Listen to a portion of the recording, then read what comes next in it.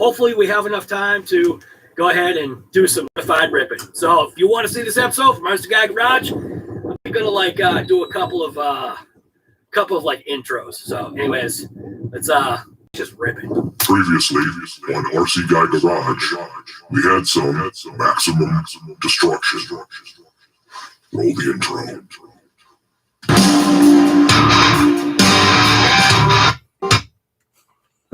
The cars are literally just stacking up. Yeah, they are stacking up all right.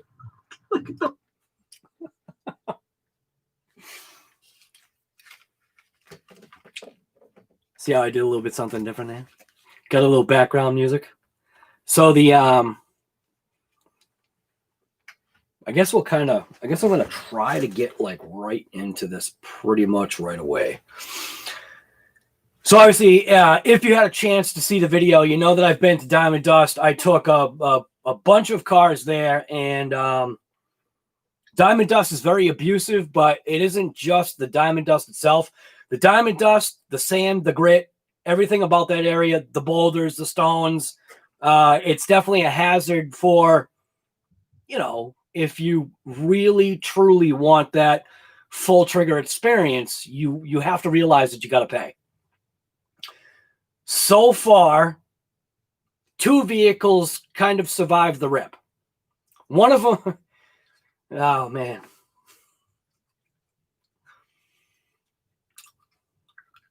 The Kaiju, can you really say that was Diamond Dust? No, that was driver error. Okay. The Hobao. So that SS Truggy, that really didn't break. That was installation error. So I got my hand right up. When I installed that ESC, I only used stick tape. And it looks like I only used 1 layer of stick tape. And that doesn't make any sense. Especially with how hard that car was smacking. How that thing was ripping, rolling through the air. Couple of the landings, you know, coming down, you know, that forward kind of smack, allowing that ESC to kind of just shift forward. So I probably would have been better served with maybe that Sherlock or dual lock stuff that I got, this stuff right here. Earl Moorhead had kind of turned me on to this stuff right here.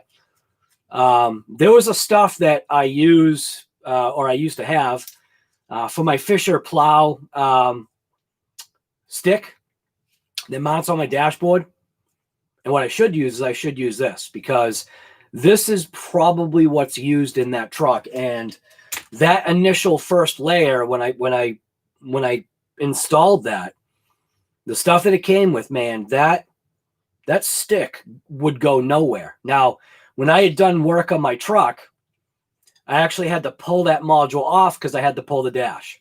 So when I pulled the dash, I had to pull that little module off. Well, when I did that, I must not have prepped. It was probably, honestly, it was probably Armor. Because you know, it might not look like I care about Big Black, but I do to an extent.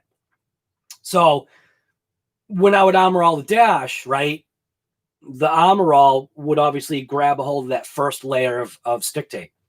So probably what happened was the Armor infiltrated the glue on the original stick tape that was there, which it was like, to try to pull that module off, you felt like the whole dash was going to come with it. You would actually have to pry it from a corner carefully without ruining the housing to be able to pull it off. So this Sherlock is very similar to that kind of like stickiness. And I think the Armor drizzling down onto that first layer probably made it so that the original stick tape didn't work. And I replaced it with inferior stuff. Probably should have used that. We're really here to talk about this Traxxas MAXX, where it's kind of almost like a joke. So I've got trash bag, which is right there. That's a Traxxas X MAXX. That's literally, that's the dad, okay? That's the dad, and this thing right here is the son.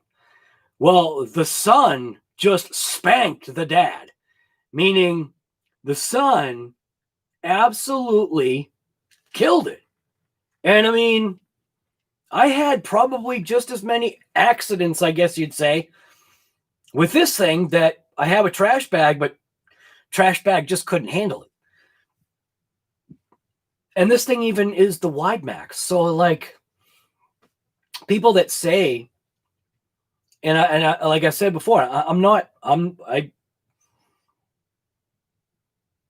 like Traxxas. I actually do, because the products that they put out, it is quality. We do have to pay for it. We had that conversation earlier about, you know, is Traxxas overpriced? And it's just us as consumers. Of course, we're going to say initially, we're going to say, yeah, like, you know, come on, guys. But Traxxas is a business, and they're literally doing it right. So watch that AMain video. AMain did a video. Earl sent me the link. But AMain did a video that basically explained why you can't compare Traxxas and ARRMA, because everybody's kind of like seemingly doing that.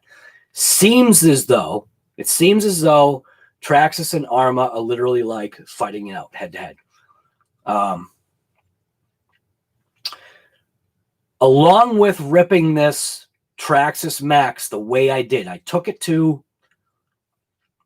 I mean, I say I took it to fifth scale territory, but not really, because this thing, everything that I dished out at it, I mean, this thing can only go just so fast.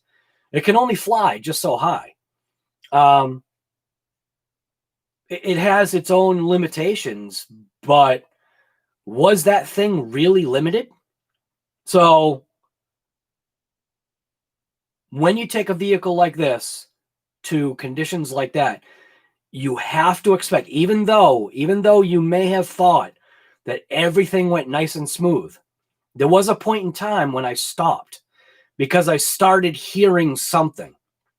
And usually, at least you should, if you start to hear something, you should probably stop and investigate. And I did. I let the car go on its back, and I walked over to it, you know, and before I tipped it, I did just give the throttle a little bit of a touch to get the wheels turning, because when the car was kind of coming up, I could hear sounded like a click.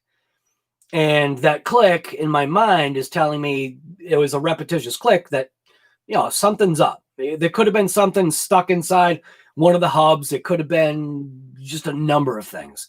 I wouldn't say it was a gear. I'd say it's more, you know, axle, that type of driveline sound. Could have been something even in the rim. Could have been like I don't know, could have been like a pine needle or a stick or whatever, and it was clicking. But it didn't really sound like that to me. But I kept ripping it because, you know, I let the thing, you know, give it a run on its back, and it seemed fine. And the truck drove phenomenally. I mean, the abuse that I put this thing through, remember, all right? So remember, you guys got the edited version, meaning that truck actually drove a lot longer on the time span than what you guys saw, because what I did is I cut out all the times that I would do a run up. Or let's just say I was coming to do a jump and I hit a rock, and let's just say like the rear tire hit a rock. Would obviously jump the rear end and cause it to kind of spin out. And then I would reset, and it's like, well, what's the point of showing that? Because the point of this was to show all of the jumps, all of the speed ripping, some of the crashes, some of the bad landings, to basically show that while I might not have a good relationship with this thing right here, I do have a very good relationship with my UDR. I love my UDR. And when I was younger, absolutely loved my T-Max, my E-Max, and my E-Revo. The E-Revo didn't last long enough because at that point in time, I didn't know anything about LiPo batteries, and I took LiPo batteries and stuck them in the car, and it was definitely over volted, over whatever. Burned out those Titan motors like, I don't know, 6, 7 runs, something like that. But it was great. It ripped. There is an issue with this Traxxas MAXX right now, and it was probably on its last leg. So with the plastic pieces that are in here, when an axle breaks, I'm only replacing the piece that broke. So I don't think that I actually have, I don't think I actually have the axle on here. I might have put it away. And then again, maybe I do. So what I usually do is if I break an axle, I will already have on hand this part number right here. Because this, for me, this is what, so far, this is the only thing that this thing has broken. And it's very deserved. That's part number, what is that, 8950. So it's both the inner and outer axle as a whole. And I save all my pieces. So when I take something apart, especially when it's like this axle right here, I'll save the pieces. So the first breakage from multiple hits from a tree, okay? Multiple hits from a tree would obviously cause that kind of damage right there. And you're not focusing as usual. Well, anyways, you kind of get the idea. What the heck is up with this stinking focus? Man, very annoying. Could stand here all day and this thing just will not focus. So either way, these plastic parts are going to strip. This thing is running on 4S. It's running on, let's show you what battery pack I was running, actually. Everything's still in the truck, the way it basically came home.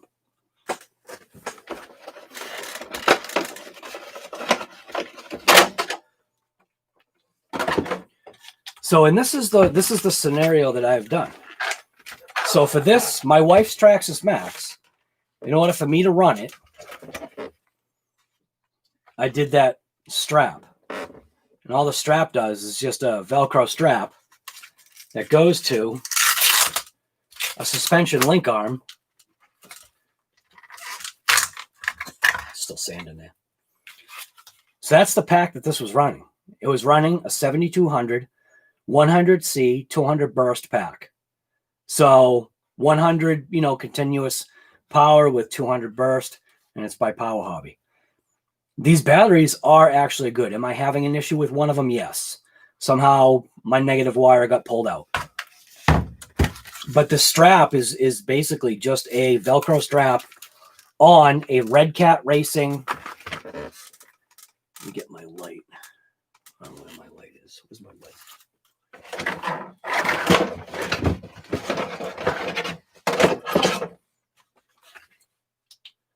So in order for it to fit right, it's basically just a turnbuckle with two ends. And it's just bolted in place, and that strap is perfect. It keeps that battery locked into place, and it will go nowhere ever. And I can still put a regular size battery in there. If I look at the diamond dust, like, look at this. Check this out. This is what diamond dust does. See all this dust right here? The dust is inside the battery pack. That can't be good.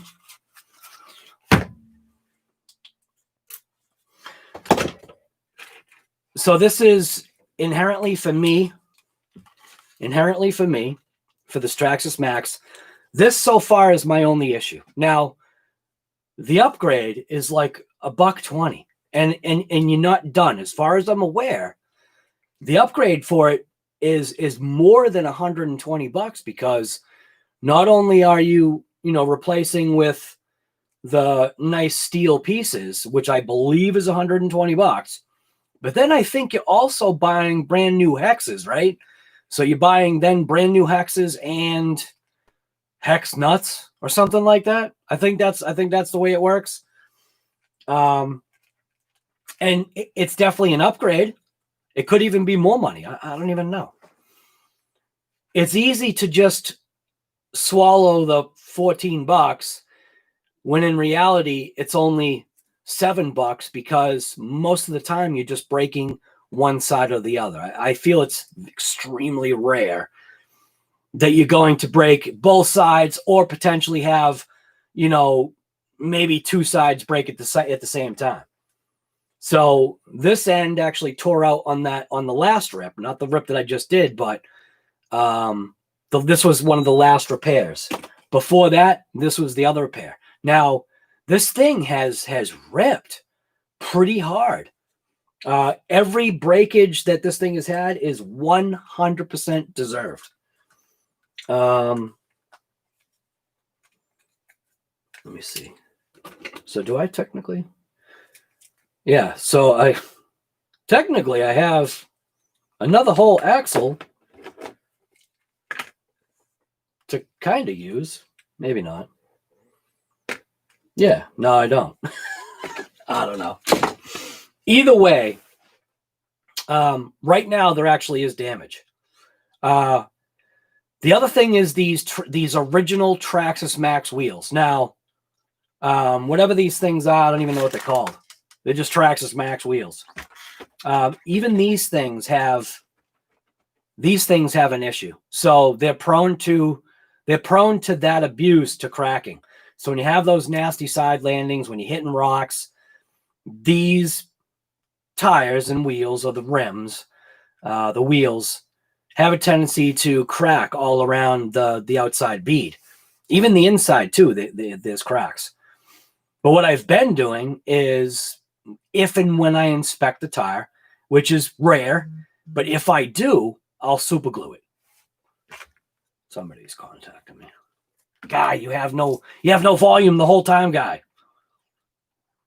Could you imagine that? Here I am talking for like a half an hour.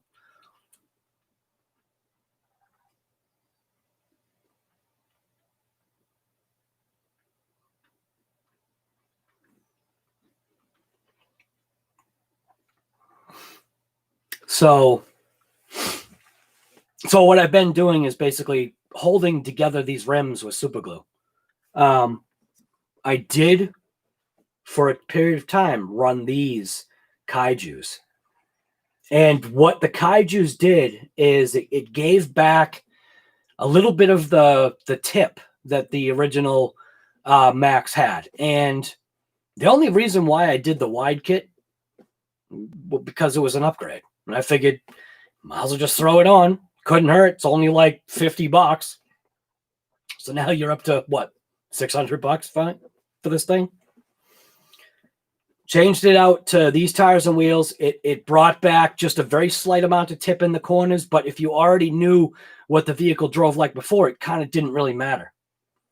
So when I threw these on, these things ripped great, but what happened is I started getting clogging.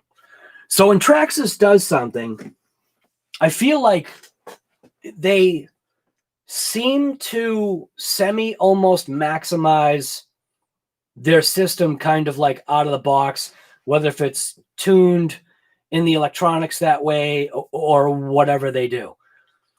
And we have to know that, at least my personal opinion, we have to know that, you know, Traxxas is about making money, because if they don't make money, they can't give us more vehicles. Now, they can't give us more vehicles. What did they give us this year? Oh, they gave us a bunch of new color schemes. They gave us some optional upgrades for the Traxxas MAXX. And they gave us the Haas. Now, I wish I could do like the Echo. They gave us the Haas. But the Haas isn't, I don't think, you know, geared to possibly a majority of the people that are here right now. It's just not, it's not geared to those people. It's geared to a younger crowd. Earl Moorhead's daughter, absolutely, I don't know if she loves the Haas still, but she absolutely loved the Haas. I think she liked the color scheme. I think she liked the way it drove. It was small, seemingly, I think, nimble. And I don't know if she ever did the bunny hop stuff with it, but it's definitely pegged for those kids. Now, after ripping it at Diamond Dust like I did, I know for 100% fact that with that kind of rip, I'm probably going to be looking at swapping out axles, maybe this time on all four corners. So the only axles that have broken have been my fronts. But the reason why my fronts are breaking, I believe, is either collision or because they turn. So there's that much more wear, that much more stress on those axles in the front, because number one, those are the ones that are hitting the trees. Those are the ones that are hitting everything first. Those are the ones that are lawn darting. You know what I mean? So that front drivetrain is getting massive amounts of just wear. When the thing does a wheelie and the front end diffs out a little bit, I've got my MAXX. The diffs kind of changed out a little bit with fluids so that I could hopefully reduce some of that crazy diffing that the front used to do. I think it was 20 million in the center, 500K in the rear, and I think I did 100K in the front. And you saw how well, at least I think you saw how well, that it handled the terrain. But once you get into a higher bite surface, with my rear being locked up like it is with that 500K, it doesn't turn as well in a high bite surface because it's not being allowed to separate enough. It's not being allowed to, like with what Earl was talking about with the EXB, the difference between the LSD lock differential or limited slip versus it being a little bit more open or a completely open rear diff. That, you know, he calls it dog walking. That what it will do is it'll hop up on the back and walk on one leg and maybe even bobble side to side. This one's not quite doing that yet, but it's close. And being such a lightweight truck, that 500K in the rear might be like 100 million in another vehicle. You know what I mean? Or like maybe a 750 or whatever they got. So right now what I want to do is, because I ripped this thing so hard, because I've never touched the rear axles on this, the rear axles are the same exact thing as the front. It's just the fronts obviously are going to wear out more. I tried to show that slow-mo, and here I was on that premiere. I was talking about how, and I will jump into the chat, and I'm sorry I'm not paying attention right now, but if I don't say everything right now, it'll get lost and be gone. And as a matter of fact, it's probably going to be lost and gone now because I see people are actually saying stuff. GRC, sledgehammer tires or trenchers are pretty good for it. And then GRC says, ever thought about this? And that's what I'm getting. That's what I'm getting to. So there's going to be another video of another individual, and I definitely suggest you pay attention to it, because with this rear end never being touched, meaning I've had no need to inspect my rear axles. I only usually touch or maintain when something breaks. Then I'll check bearings. Then I'll check the other side, because I'm thinking to myself, okay, if the right side suffers, then I might as well check the left side as well. Same thing with the rear, though. But I mean, if nothing broke in the rear, most likely I'm not taking apart the rear. How do I know that? Well, how would you know that? Well, when I worked on the past two vehicles, when I worked on the Outcast, what did I do? I worked on the broken side, got a hold of the bearings, and I was like, oh, these bearings have diamond dust in them. Might as well clean them out. And then what did I do? Put it all together. I'm like, well, you know what? Might as well go to the other side. I'm right here. Only takes like literally a couple minutes. And that's what I think a lot of us, or I'll just say, never mind. I'll just say that's what I do. I normally don't maintain my vehicles until something breaks. And then I'll look into it. I've never wanted to spend that it's probably like 100. I'm going to guess. I'm only going to guess. It's probably like in total, maybe what, $160 to upgrade from these plastic axles to the steel axles. And my attitude was, well, I don't really need to. And I mean, this is my wife's truck. She hardly ever drives it. So putting that kind of money in there, what's really the point? But then I'm thinking to myself right now, if I do upgrade these axles, not only is it going to be a video, not only will it upgrade, hopefully, the drivability of the truck, the longevity of the pieces or parts, that I won't be constantly taking it apart to replace one axle. And it only takes seconds or minutes to really do it. On video, it takes longer because, you know, the camera's in the way, and maybe you might be explaining something or whatever, or talking to people. And this is only $14-15 versus, you know what I mean, $30.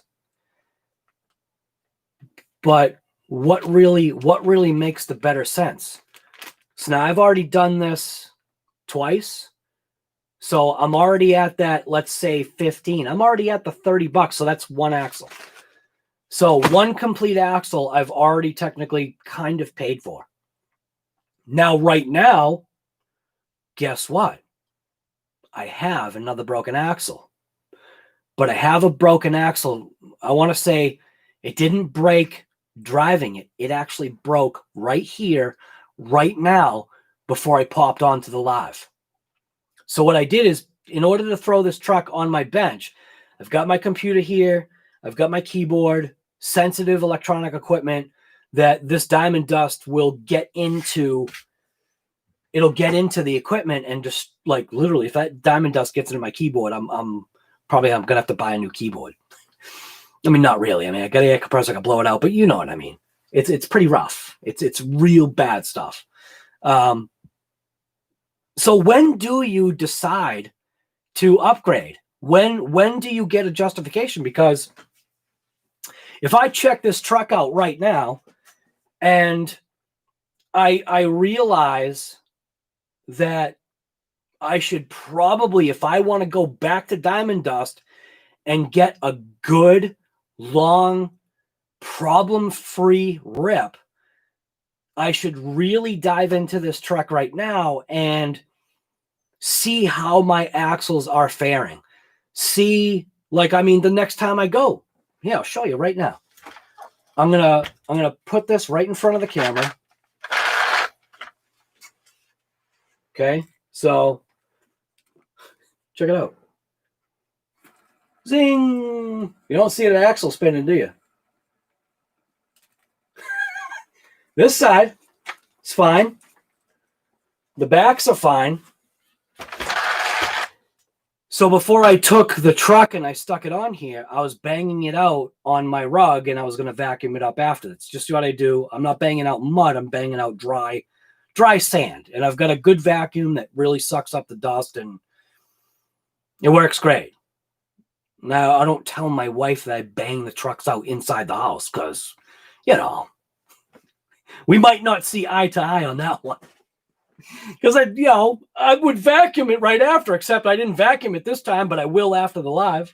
No, I won't. I'll probably vacuum it like when I notice leaves and stuff sitting on the rug, and that's why. And she's right. Smack it outside. Get your rubber mallet and bang it outside. Use the air compressor or whatever. Wash the vehicles outside. Stop washing them in the tub. So when I was smacking off the X-Max, banging out all the sand and all the debris, there was still a lot of debris and sand and everything that was literally everywhere on this thing. A lot of it was in the chassis, but there was still a lot stuck in, like, the weird places, like in between the skid plate and the bottom cover. Just like all those little kind of nooks and crannies still had all that diamond dust sand in there. And I didn't wash the truck because I didn't get it wet, so I figured I didn't need to. So when I was pounding the chassis out, I took it and I banged it a couple of times on the rug. And then I don't know what possessed me to do it this way, but then I took the truck and I was, like, pounding it on the nose. And then I kind of just, like, did like a drop. Like, I just took it and I just banged it like that. Well, it actually contacted that right front tire, contacted the ground first and instantly snapped. So what that's telling me is that either diamond dust really did a number on that, I really don't want to say that it was cracked. I kind of doubt that it was cracked. Because what I heard was I actually heard the breakage right here, right now. So now I am actually out of the piece that I know broke. So now I'm going to be spending another $14 for a single axle. Now, so what do? Do I now finally break open the bank account and throw that kind of money into this? Is it worth it? Is now the time to do it? Probably, because if I want to continue beating down this truck, and that's when you have the fun. I don't know anybody that just does figure eights in a parking lot, you know what I mean, and is happy with that. You know what I mean? I'm happy when I'm taking a vehicle, and I'll say it this way. I'm happy when I'm taking a vehicle like this and fifth scale sending it, meaning launching it, letting the thing get air, or airing it out is, I think, what people call it. They call it airing it out. Learning what the truck wants for throttle control, brake, so that I can control it in the air. Then the other thing is, do I want to upgrade the tires and wheels to a slightly bigger tire and wheel? Do I want to go with these Kaijus again? I don't know, man. Because then you're talking a big bill. But I might have to just... I might just have to take the hit. Because when my wife finally does get to drive this, she's not... And this is no disrespect on her. She doesn't drive enough to, I would say, be a similar level to maybe how I could drive. And I'm not saying I'm a driver.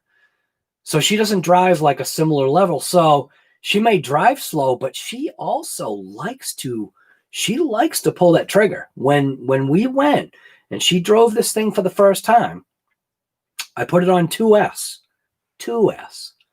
Okay. And she drove it and she was having fun. And then when that battery expended, I told her I was putting another battery in. And what did I do? I either put a 3 or a 4S in it. She noticed that it was faster, but in my mind, I think what she was thinking was because it was a fresh battery, not knowing that I basically just increased, probably doubled the voltage. If I went from a 2S to a 4S, I basically doubled the voltage. So if that's what I did, I really can't remember. I'm fairly confident this thing was run on 2S, just as a run. Yeah, but she had a blast. She didn't even kind of realize that it was that much faster, but she lit up. So I am probably going to finally upgrade it, because my guess is if I tear this thing apart right now, obviously I've got one axle I got to replace already, so that's $14. So just call it $15. The other side, probably an inner and outer, it's probably worn. It's gonna be another $14, $15, whatever. Now I'm up to 30. Okay, so now I've got one axle. But then again, I've already spent $30, so I technically already bought 2 axles. So I guess I might as well just suck it up, come up with the extra 60, but then double it, and then come up with the extra 120. And I think it's the initial hit that people get scared about, is that initial gut punch that you've got a $550 RC car, and after you've driven it, those axles are going to last just a limited time. After you've driven it, when you go to upgrade it, you just literally get a punch in the gut. Like, whoa, 100. That's what I said. I said $120. So I'm just going to jump into the chat. Let's see. Because I'm seeing the red. All right, so what do we got here? Stickies, what's going on, guy? If you break the part 2 times, maybe it's time for 3 strikes, you're out. Right. Right. First, right. Right. But the attitude was taking that huge hit right away. Because as far as I am understanding, Earl can probably answer right away. I actually don't know. From what I remember seeing, you are buying all 4 axles. You got to make sure it's for the wide max. Hopefully they have them. Got to make sure it's for the wide max, and I believe it's like 120. Watch it be 150, and I'm way off. If it's 150, man, this max is just going to sit on the shelf, and my wife can drive the laser, not the laser, not the other thing, the DB Pro. Then I believe you have to buy, and this is where I think I'm right, but I'm probably wrong. But I'm going to say it this way first. I believe, from memory, then you have to buy this piece, Traxxas, the Traxxas one, which is the 17 millimeter hex. Then I think you got to buy this piece, which is the nut that goes on the end. I think. I could be wrong, but I really wouldn't put it past Traxxas. Come on, they didn't even give me a pin. You know what I mean? Was it Traxxas? Yeah, it was Traxxas. They didn't even give me a pin. What if I lost the pin? You know, on the axle? Then I have to buy, what, a package of 20 pins? So I could be wrong, but you never know.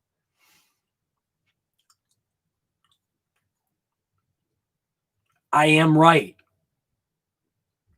So, out of curiosity, do you have any idea about how much in total? Is it $150 for the things, or is it $120? Because then I'm guessing like they're probably going to charge like $30. They're probably going to charge like $30 for this, and probably like $15. Not individually, but $15 for like that, as I'm guessing. Sometimes you can get, for the price of a Traxxas, the CVDs should be, the thing is though, Barry, if that's not how Traxxas works though, man. It's like, Barry, have you actually checked out that A-Main video where they talked about Traxxas and ARRMA? I would suggest everybody in here, if you haven't checked out the video, like I said, Earl sent me the link. If you haven't checked out the video, check it out. Earl, you're actually a moderator. I know you probably don't know how to do it, but you could actually put the link in here and people could go see it right now. Or one of the other moderators, if there's another moderator in here. So $100 for, oh, that's not bad then. Now, is that the wide or is that the regulars? Because if it's $100, then that's not that bad. That's only $25 a corner, plus the other pieces.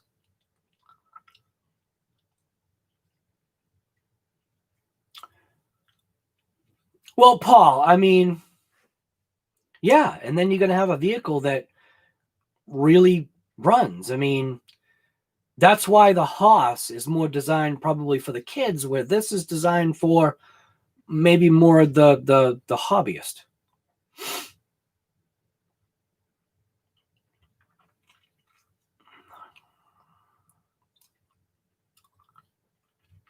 I think they are the same. Oh, you think they're the same price? That'd be weird. That wouldn't be Traxxas like.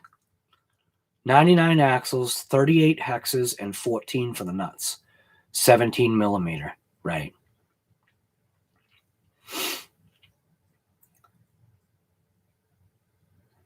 Right, okay.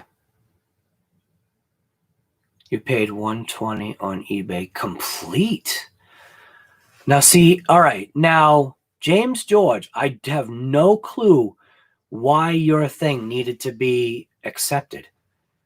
I think it's the emojis or something, because you didn't say anything wrong. So that's not too bad. $120 complete, James?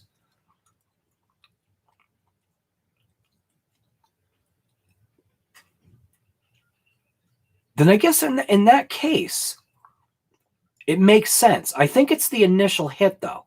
Now, I've already forgotten, technically. I feel as though this, just between, let's say, my wife and I, and anybody else that has driven this Traxxas MAXX, I feel that I've already gotten the value out of it. Meaning, you know how they talk about smiles for miles? You know how many smiles for miles you get out of a vehicle, like a real car. That's what you should be thinking about. This thing has already provided tons of smiles for miles. When I saw my wife ripping this thing, and she was giddy. She loves reverse donuts, meaning like she pegs it in reverse and just does like the tornado. She loves it. And to see her smile, that I don't care. I don't care what kind of money. As long as I saw that, that's the important part. So I feel that this vehicle has already given me its value already.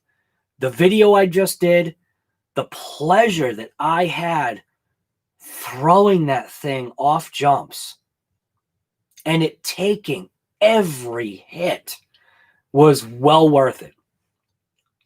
Robbie's, what's going on, guy? Right. Well, that's what we're talking about right now. We're talking about the Traxxas MAXX. Yep.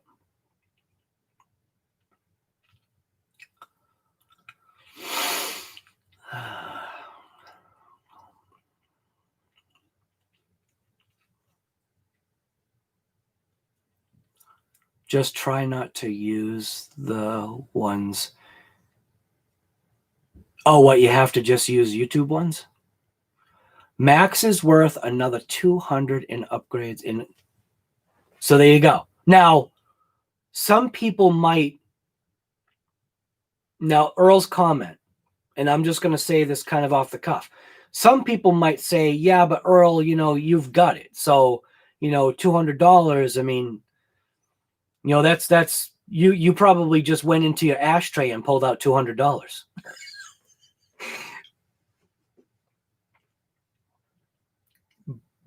But I definitely hear it. And especially for how long I've had this thing, it kind of deserves upgrades now. That's the way I'm looking at it in my eyes.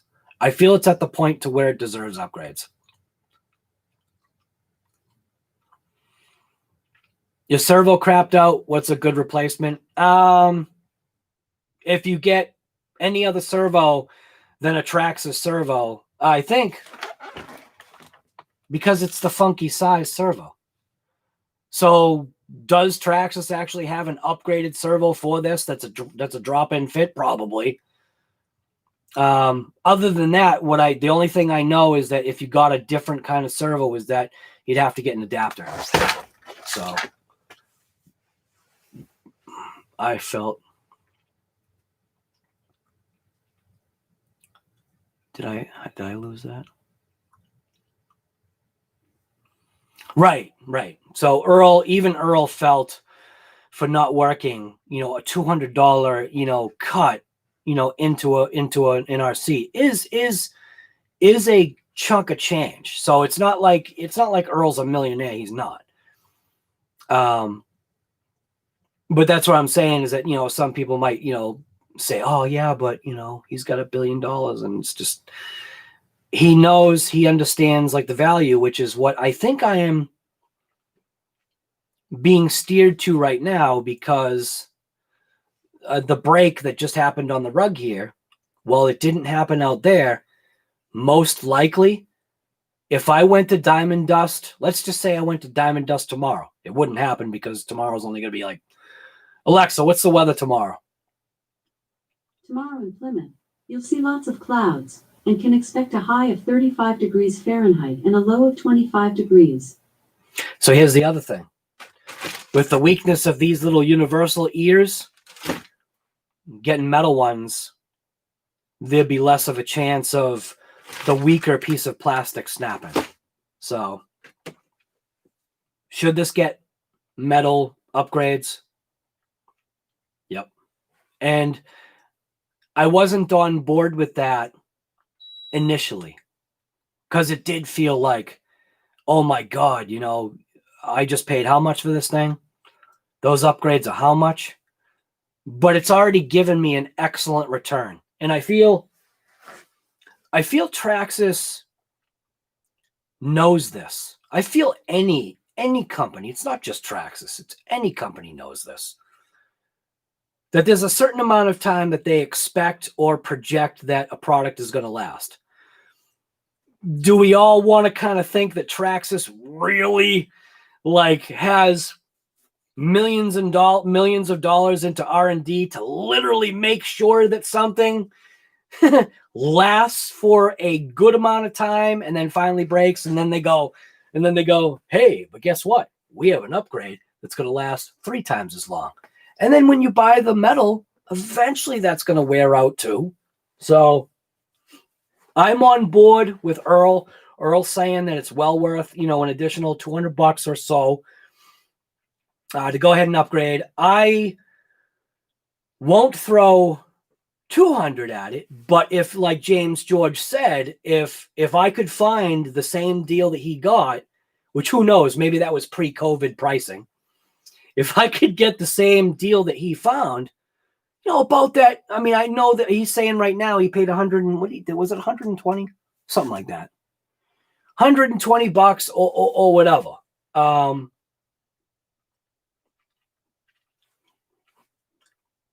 If I can find that deal or whatever the deal was, even if it was $150, whatever. All 4 corners will be squared away for a good amount of time. And I really don't see much else that this truck would need other than, you know, maintaining it. So what I'm going to do right now is I'm going to pull off that one wheel. We're going to see what the damage was. We're also going to see where some of that extra diamond dust is hiding out, because I mean, if it was hiding inside of the battery where the wires go, you know it's also hiding somewhere else in this thing. There's probably a pile of sand under the ESC. There's probably a pile of sand underneath the servo. I'm not going to pull that stuff out. But I will take the wheel off, and I guarantee there's going to be some sand coming out of something. Probably even right out of those axles. Because the way the axles are faced, they're like this, coming down. So they're probably filling up with sand. And then when you think about it, think about this one. Here's one to think about. So let's just say people like us do go and drive at diamond dust, right? Okay? I'm just literally thinking this right now. So why are the axles this way? I'm going to pull one out and just kind of put it together real quick. I'm just literally thinking this right now. So why did Traxxas do this? It's going to clock into that spot. Okay. So here's the axle, right? So obviously the low side is going to be the side that touches the wheel. The high side is going to be where the diff is. So normally this is how the vehicle's driving anyway. I got a question for you. Looking at this, what's going to happen just driving the vehicle in sandy conditions? Now, normally it would probably be like that, but still, it's still open. Okay? I'm exaggerating because this is like right here. What is it? Right here? I think this is pretty much right here. This is where the wide max. No, wait a minute. Right here. That's how much the wide max sticks out. So what are these ribs doing?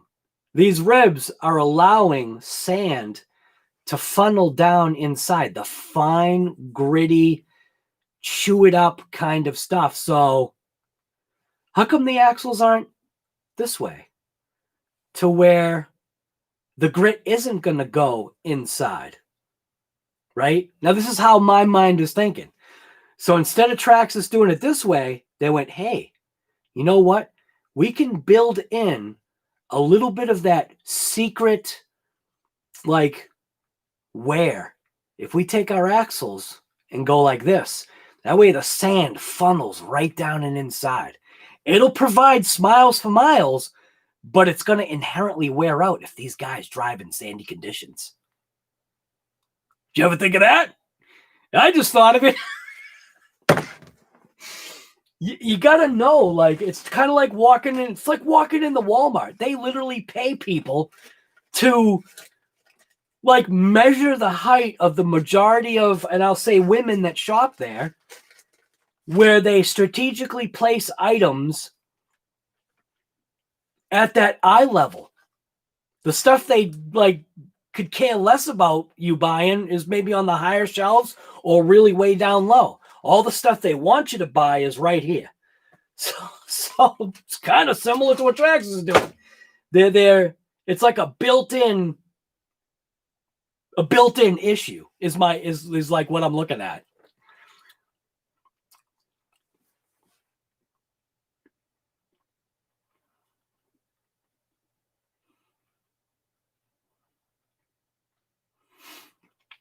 So, Earl Moorhead, you did C-hubs and rear carriers in metal as well. Wow. Because Chloe broke them. Wow. Okay. Remove the bumpers and dust is stored in there, right? It's got a storage compartment, right?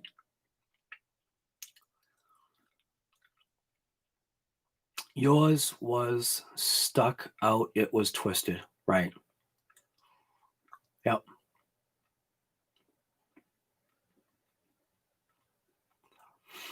If Traxxas making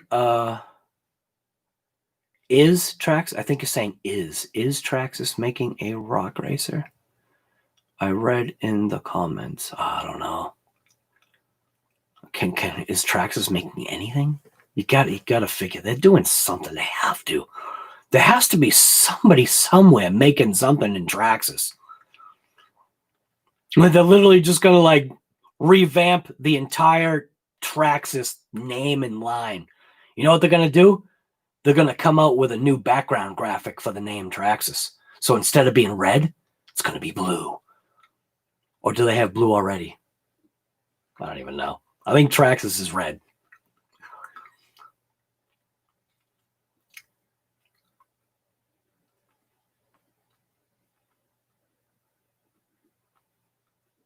Right. As an engineer, yeah, that most times a weak spot is designed in exactly. Yep.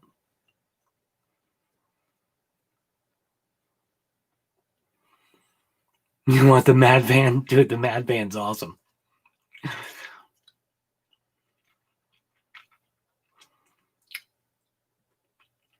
Every RC company knows what parts will break. Right. Right. Except for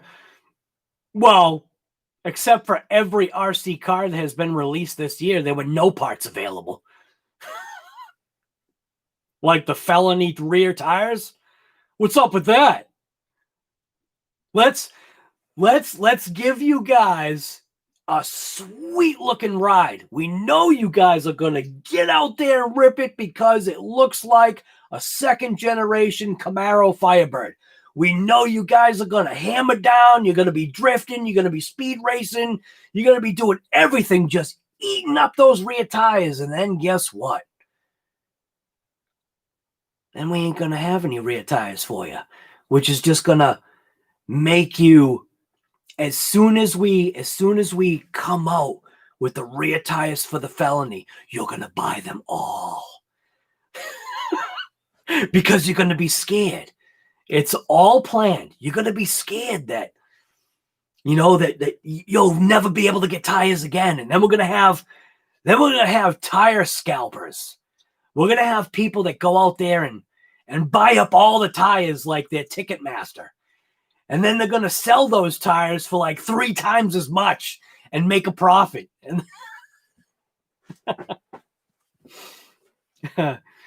right, the shortage, right? The shortage, right? The shortage from Goodyear, yeah. ARRMA felony, yep.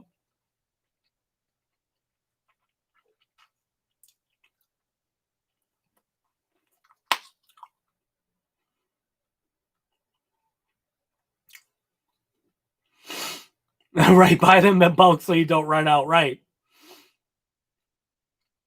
Now here's something, right? Now I never thought of it this way. When these went out of stock, oh wait a minute, how'd that work? I think when these went out of stock, because all the vehicles that I had, I realized that this Kaiju tire and wheel package for its price was $30. I realized that this was an excellent tire and wheel to go ahead and get because it fits so many vehicles that I already had. So when it came back in stock, I immediately bought 12 sets because I knew I was going to throw it on possibly that many cars and maybe just have a set left over just in case, you know, just in case I did something stupid like that. See that right there? That's a blowout. Okay, so I was replacing 2 sets of tires because they blew out, they stretched, they got destroyed because I didn't vent them.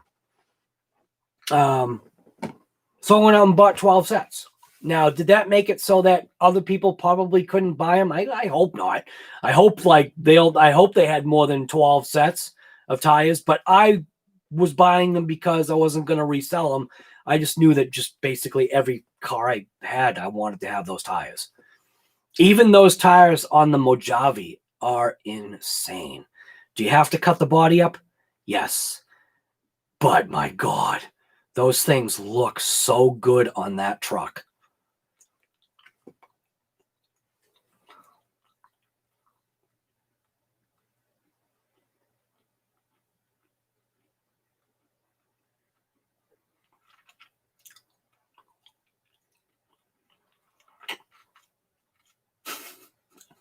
Yeah, Earl, I almost called you Earl Whorehead. Earl Moorhead. I couldn't find Kaiju tires. Right. Not because of me. You know what? I couldn't find 20 mil. I was looking for 20 mil and I knew that there was this guy. I can't remember what his name was. What was his channel? But he was like laughing about the stockpile of 20 mil that he had in his cabinet. And then James George came to the rescue and literally sent me, I don't have it in front of me, James George literally sent me a little thing of 20 mil because he felt bad because Earl Moorhead bought all of it. I thought that was awesome. 20 mil. Bought the last 2 bottles. You forgot that one, right? Yep. I didn't forget. Oh, I remember too. I remember it being in stock. And then I remember going to actually buy it like the next day or whatever. And then you somehow said something like, yeah, I bought the last 2 bottles. And I'm like, I hope that wasn't like the 20 mil I was looking at. And I go online and it's gone. And I was just like, son of a gun. And it became a good joke. It definitely became a good joke. Well, anyways, what I'm going to do right now, obviously all you guys are having a good time in chat. I'm going to break into this thing. I'm going to take apart that side to see exactly what happened. I'm pretty sure I know what happened. But let's see what actually broke. Let's see maybe what's going on. And then maybe make a determination whether if I actually want to upgrade or do I want to spend... Do I want to spend $60? Because I'm guessing I'm around that point of probably needing to replace all 4 corners. So let's check the MAXX and see what that rip at Diamond Dust did plus my rug.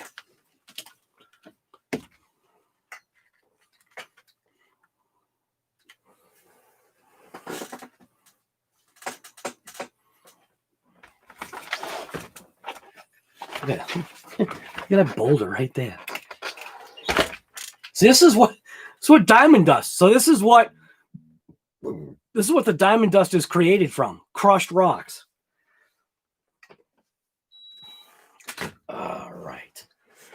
All right.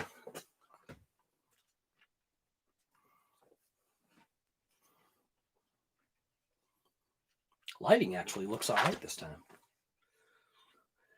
So where are we? This one?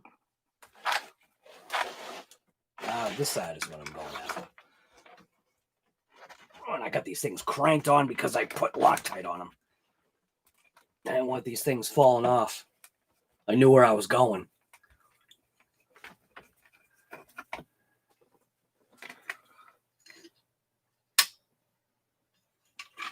Doesn't really help, does it? Just makes it worse.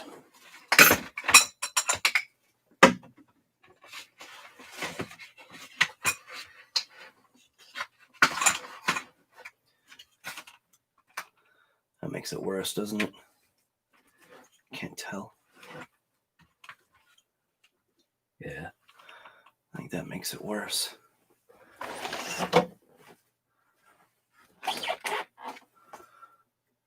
Maybe that's all right.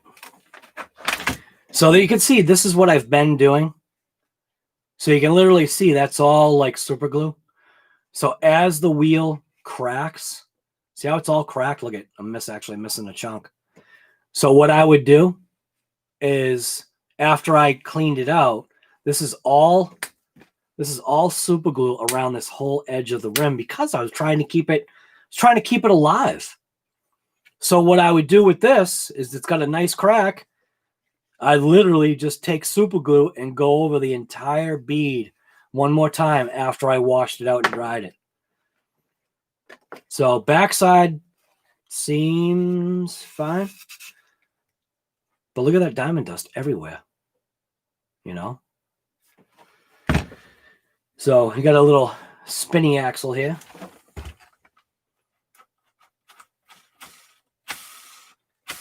Bearing's great. Bearing seems to be fine. So what I should do, kind of clean that.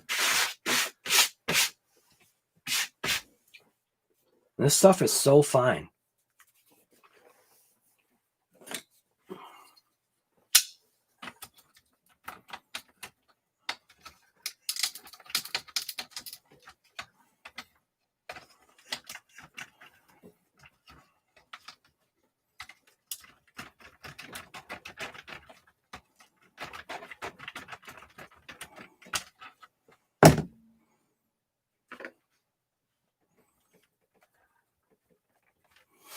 So I'm going to pull off basically, I guess, this whole side just to see exactly what broke here.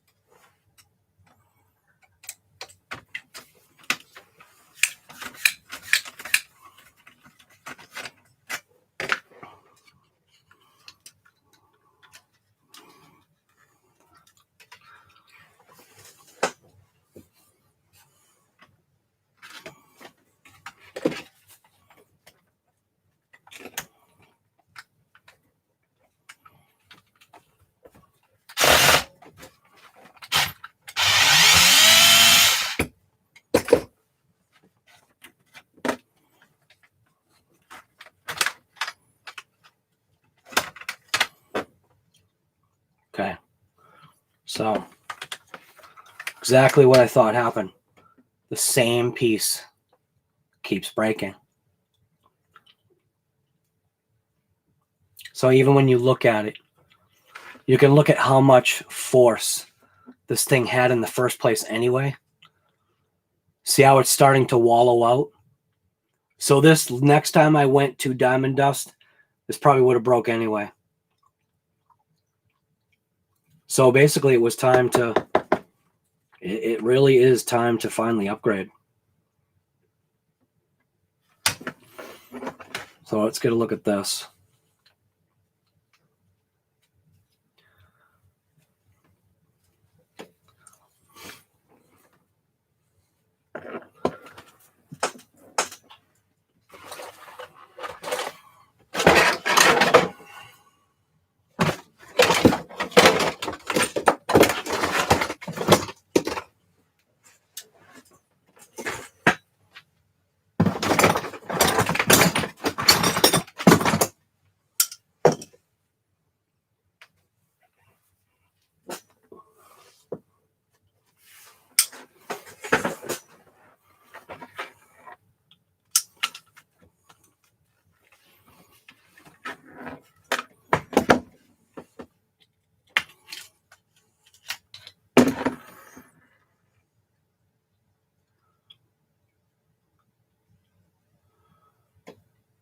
Now, see, I couldn't even, I don't think I've even got the parts anyway if I wanted to just place that, because I do believe that that is,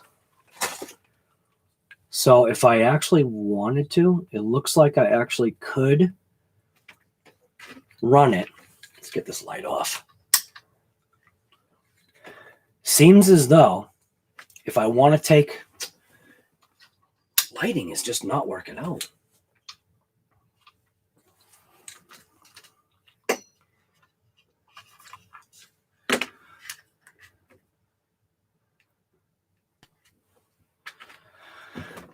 So if I want to take the time and pull those little clips, I will be able to run it one more time. Because this piece is fine, this piece didn't break, and I do have this piece, I could put this together and maybe run it one more time. That's what I may do, just so I can get out there. Like I always say, just get out there and rip it. That's what I might do.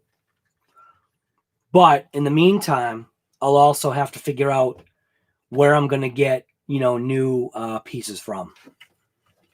So let's just check the bearings. Bearings absolutely feel good. Pop that out.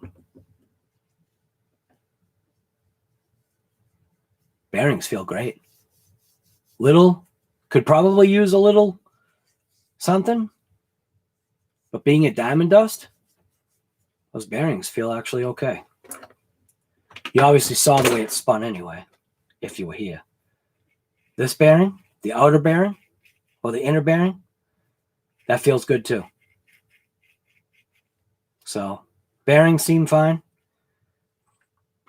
So all I have to do is, like I said, just painstakingly pull those clips and effectively install this piece onto there. And then, yeah. And then I can run it one more day. But who's to say that one of the other sides isn't broken as well?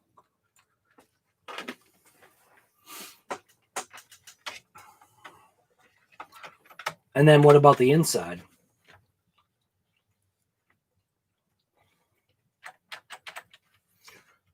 I think I'm gonna rotate it so I can get to that screw. If I can. I might have to get it through the back. Get it right there. Might be that smaller size.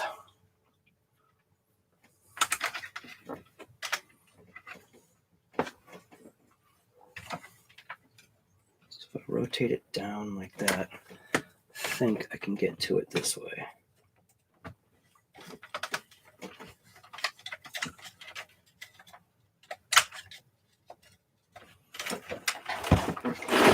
But I suspect that it might be a little harder to get to than I'm thinking.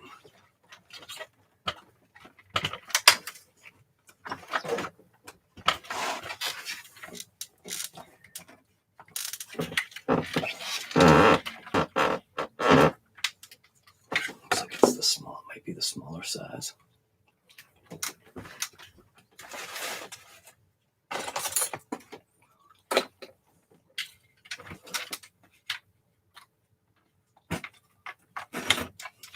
And doesn't seem like I can get to it.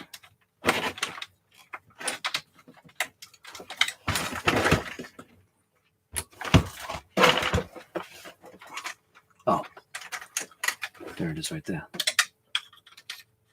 Oh, the bumper's in the way. Son of a...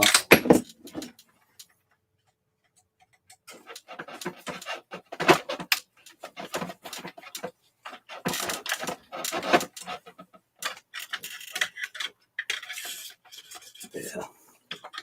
I think I have to get to it from a different direction here.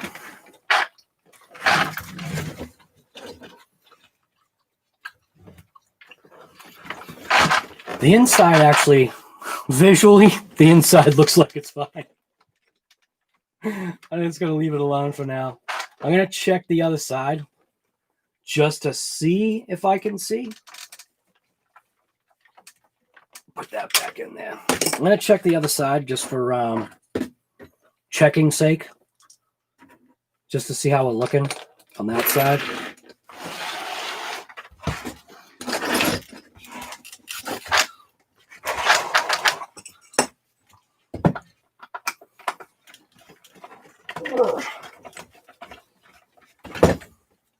I put Loctite on these things because these lock washers or lock nuts or whatever they are, they do have a tendency to kind of come loose. So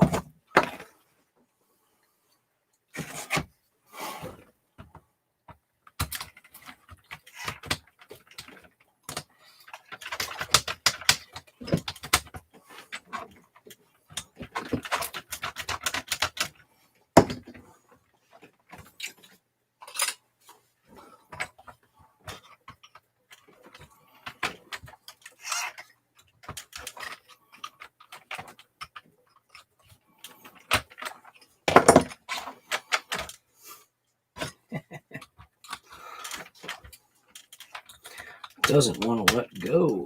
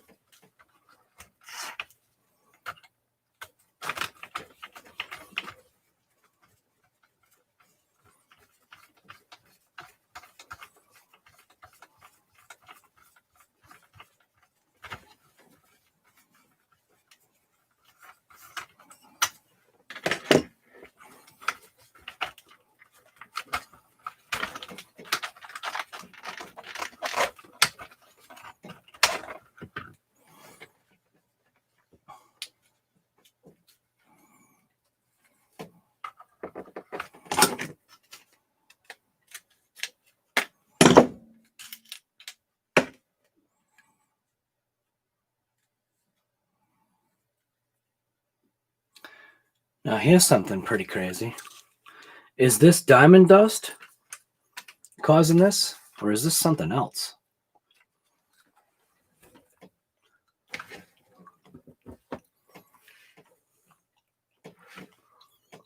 Look at that. Look how chewed up that is.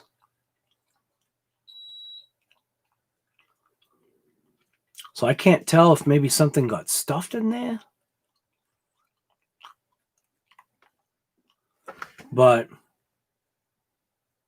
this end piece actually looks like it might be all right.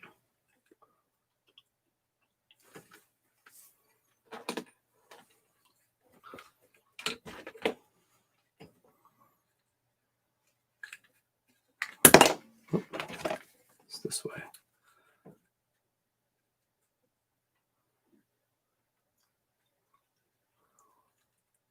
Yeah, it's got a very consistent wear spot on both. Like shredding it. Wonder if some rocks or something got stuck in there. Suppose rocks or something could have got stuck in there. But there's some definite grooves, man. So, yeah. This side actually seems like it's okay, and I think this is the new one. That might be why. So this one actually seems like it's all right. Did any dust come out of that hole? I don't even know. I'm going to say yes. So it looks as though I will be able to, at least for now, I'll be able to salvage, not this piece, right? Which piece? This one. So it looks like I will be able to salvage the piece. I just got to basically just take it apart, and I'll be able to put this piece. I'll be able to put that on and at least be able to run it. Bearing wise, how are we feeling here?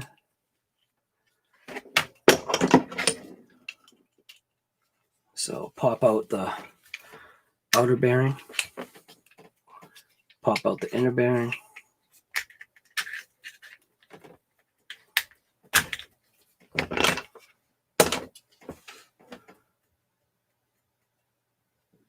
Feel great. Yeah, bearings are fine. So the bearings are mint. Amazing. How did this thing take so many rips, and then my Traxxas trash bag, one rip and my bearings are all blown out? But this thing just got beat to an inch of its life, like for the 100th time. And only now am I needing or wanting to upgrade the stinking axles.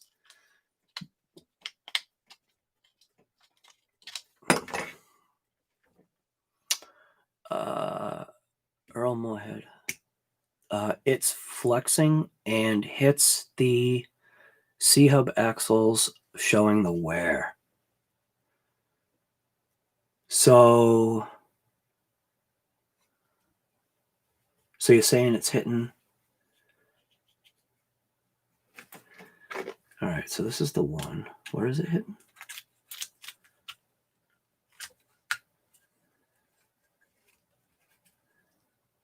Oh, look at that.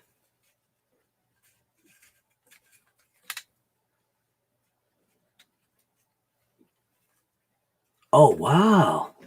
Check that out. So Earl was saying, obviously it must be on flex lock that it's striking. Wow, yeah, there you go. Instead of it being rocks and sand and leaves and trees, it's literally just rubbing on, like you said, it's rubbing on that C-hub.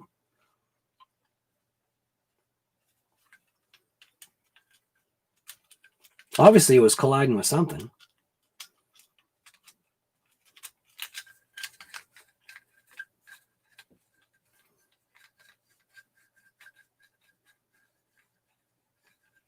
Rest of it feels great. So this side's actually mint. So I'm going to put this back together. I am going to clock it, obviously, because it does get clocked on. There are alignment holes, but I can't see it right now. Or alignment, not holes, but alignment lines.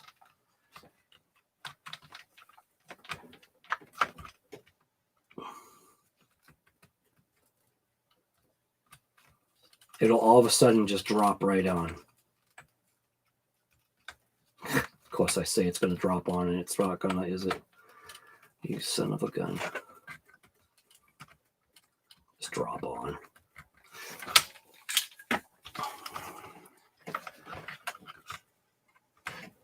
There we go.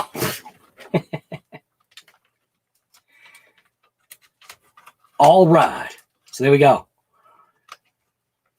So these factory pieces are actually rubbing up against the pieces. Pretty crazy.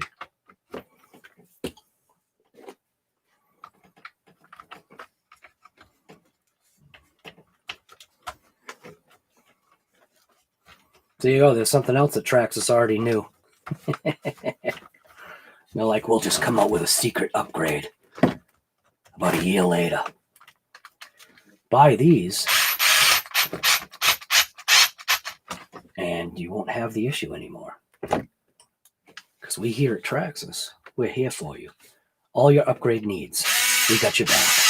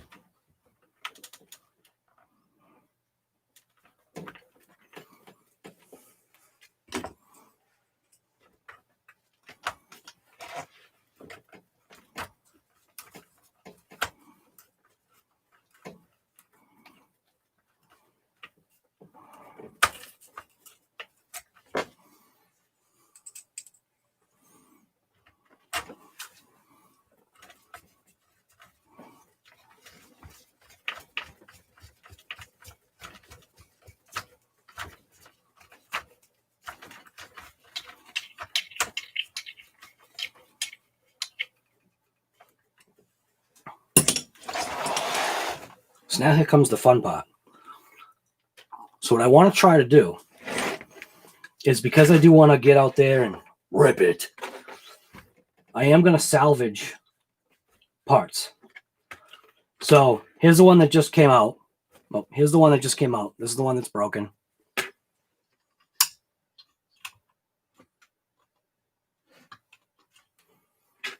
This is the one that came out broken. This is the one that broke on the opposite side. So what I'm going to do is I'm actually going to pop the pin right there. I'm going to try to pop the pin. It's got the little clips. And I'm going to attempt to pop these out.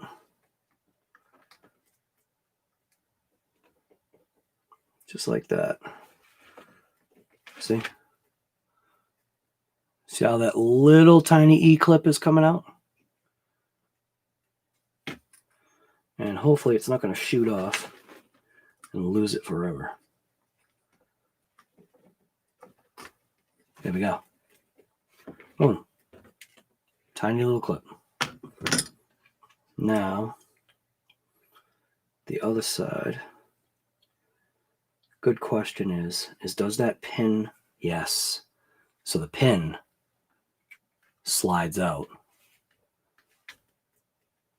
See how the pin slides out? That's what I was hoping. I was hoping the pin slid out. And it does.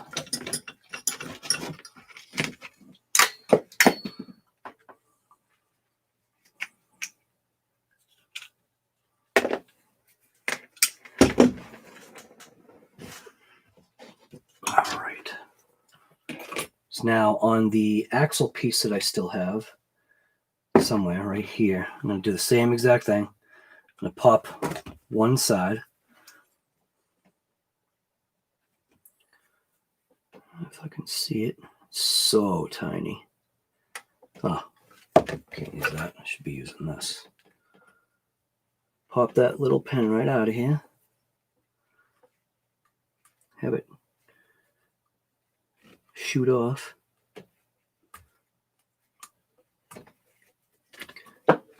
I need like a pin. Boy, I can't even see that.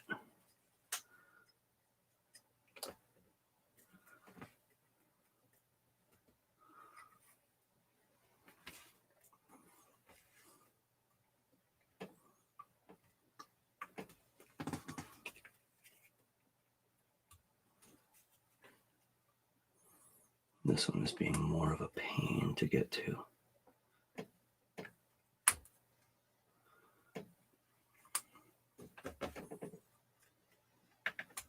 There it goes. Gone forever. Fortunately, it didn't go far. Not that I needed it because I do have the other one, but there it is. Push that through. Pull out the pin. Gone forever. Now, can go ahead and install it into this one.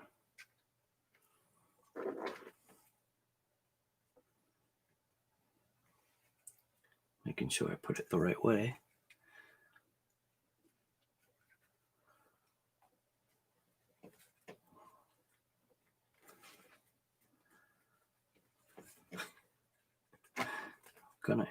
I'm telling you, I'm gonna get it in there. It's just giving me a hard time right now. But if I see if it even goes in. So it doesn't seem like it. Doesn't seem like this pin fits in there. So does that mean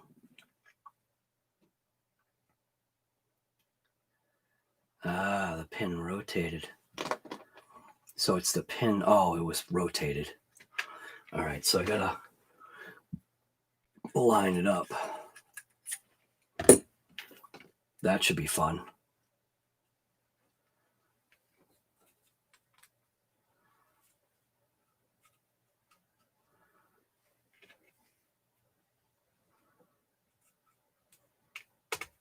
There we go. Now the fun is going to be getting this little tiny clip back on there without it shooting across the room.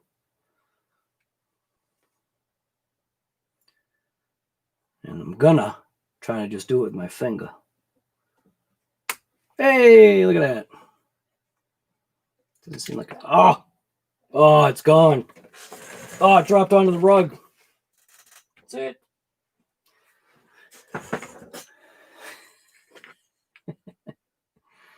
All right, let's try it again. Place that on there.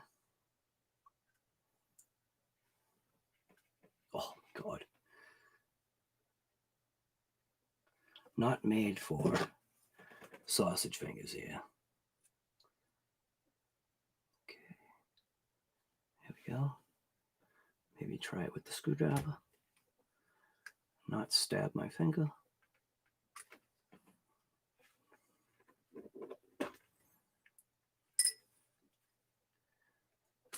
Oh.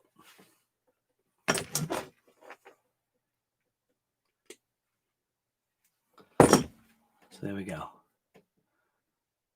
So now I've got basically a usable axle where I potentially would have thrown away parts, before, but I usually don't throw away anything. So now, at least I know the front end is going to rip again. This side, so this side actually looks like it's all right. So this side is probably the newer side.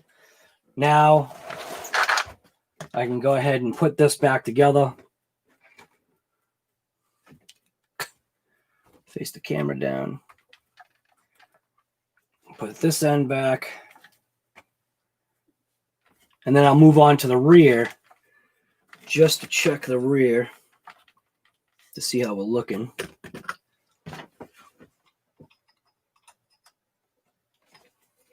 There we go. I think it's in.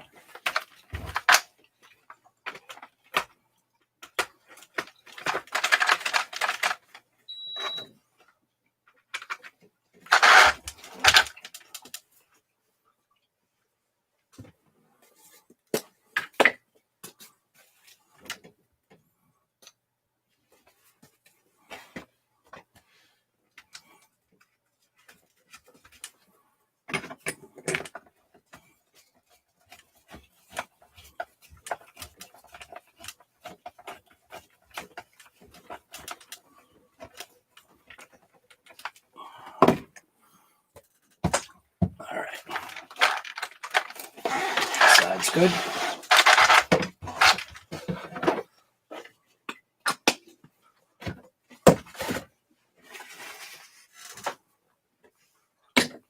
So here's the repaired axle. Bearings actually feel mint. Hub itself looks like it's in good shape. Nothing wrong with that C-hub. And yeah, looks all right. So missing a bearing. And we're also missing the other bearing. What did I do with it? Uh-oh. What did I do with the other bearing? Oh, it's on the thing. Never mind. So clock it, find its spot. There we go.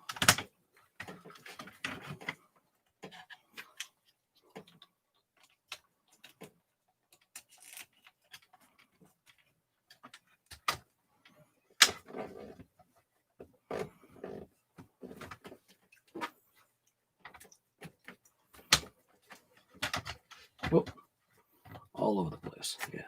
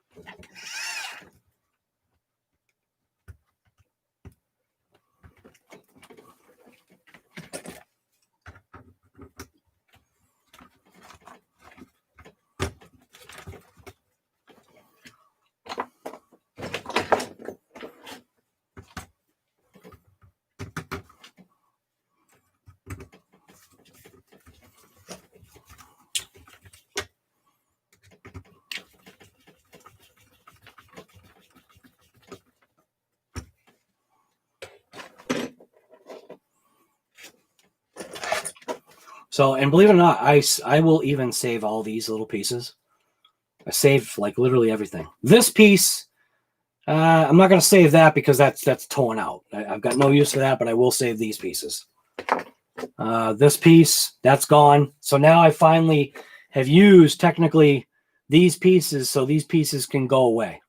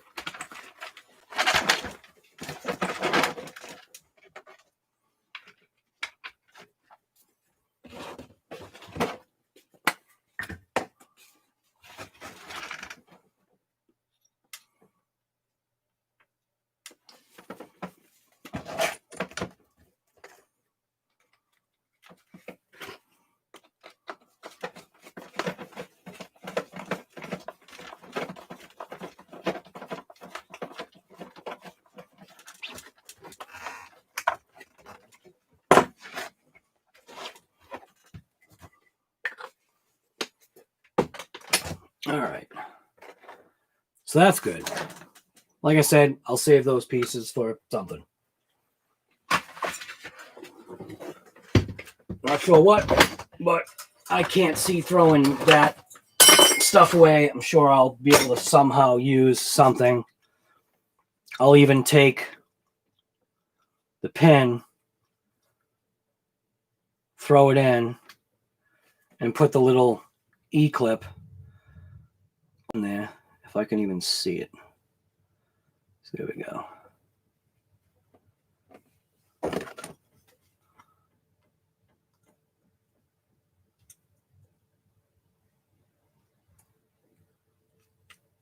There we go. Not that it matters, but it's there. All right. That can get tossed. Now we can go on to the rear end and just check and see what's going on with this rear end here. Not noticing any issues with the rear.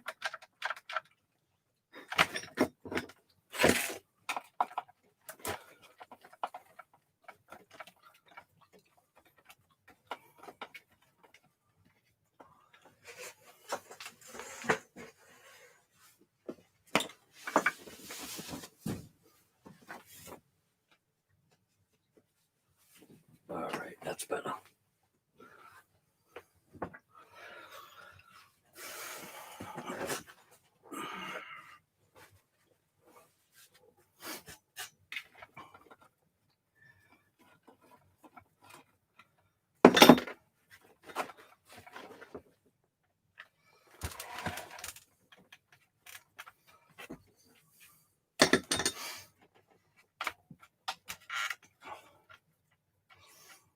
All this abuse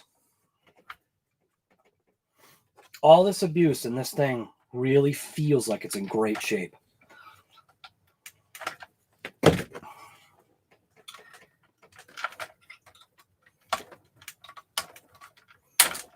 Oh!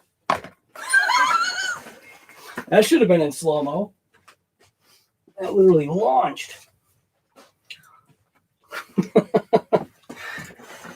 Good thing I turned my head quick. I definitely wouldn't have seen where that went. All right.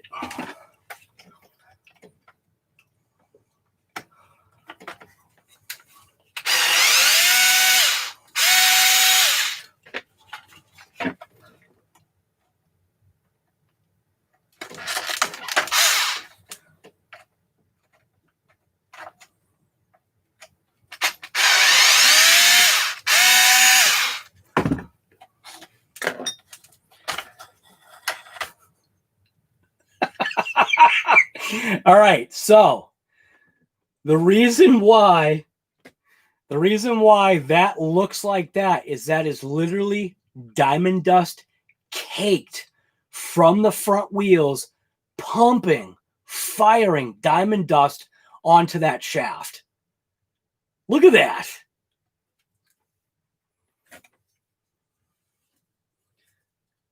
See how thick it is. Oh my God. That is thick. So that is diamond dust being literally pumped onto that by the front wheels.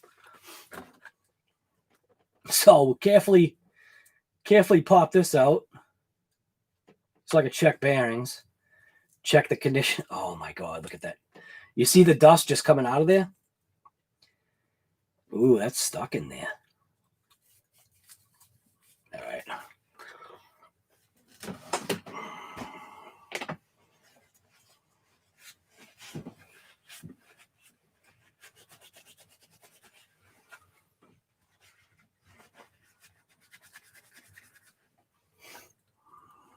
It's a little bit better. So let's see, what do we got here? Came out nice. This bearing is crunchy. So I'm going to separate it just to see if it's the seal. Oh, look at that. The seal is off. The seal on the back side of this bearing is off. See it? See how it's open? So that's why it's crunchy. The seal's off. Holy smokes.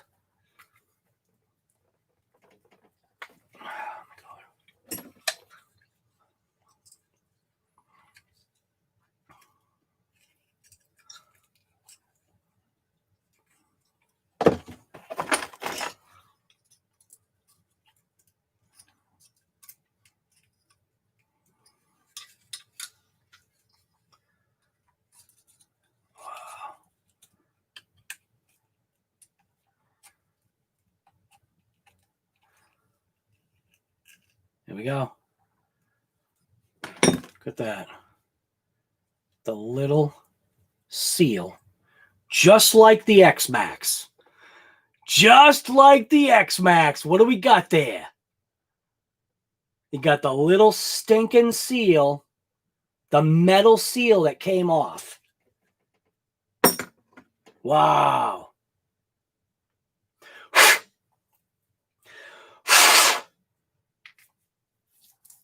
And it's crunchy.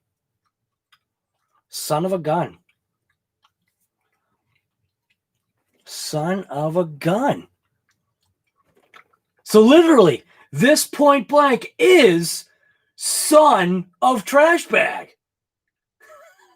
Even though it did better than trash bag, but check it out. It's got the little earrings, just like trash bag. Wow. That's pretty insane. Because it looks like, doesn't it look like it's a rubber seal? And you will not focus. I wonder if I could force a focus with my light. I think I did that before. I think I was able to force a focus with the light somehow. Whoa. Look at how I can force a focus with the stupid light. And look at that. Look at the seal. Look how the seal is worn out. You can actually see the bearings or the cage. Whatever. See how you can see the crack?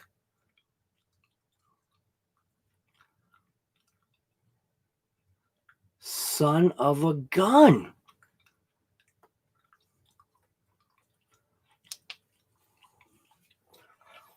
Well, all right.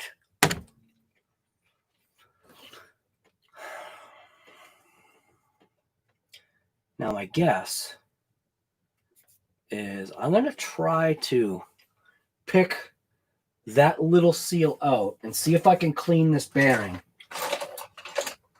So right now, it just obviously upped the price. I should probably get now a bearing kit. Even though the front bearings are fine, might be less expensive to just go ahead and get a bearing kit.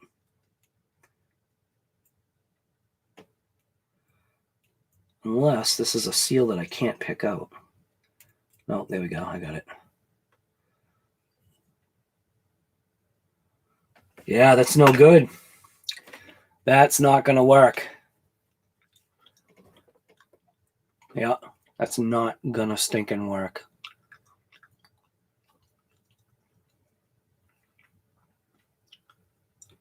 That goes inside of that. So I think I'm just going to try it. I'm going to clean the parts. Get all the junk out of there, and I'm going to re-grease the bearing and see what happens. But that's telling me right there that, yeah, hear the grit. So I'll take this, put it in the shine.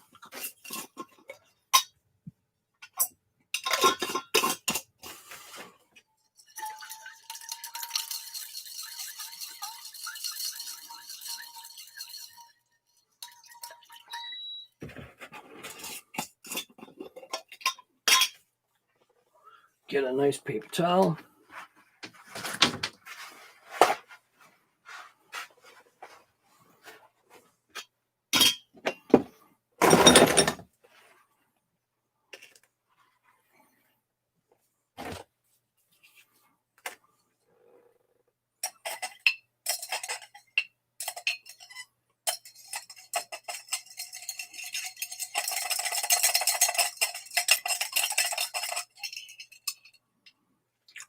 Show you wear gloves doing this kind of junk. Yeah, that stuff is in there. It's gonna have to be cleaned a different way. Dang.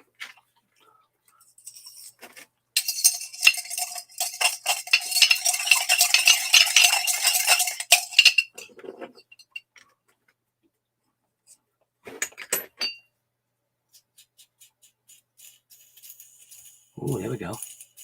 coming out. Wear gloves.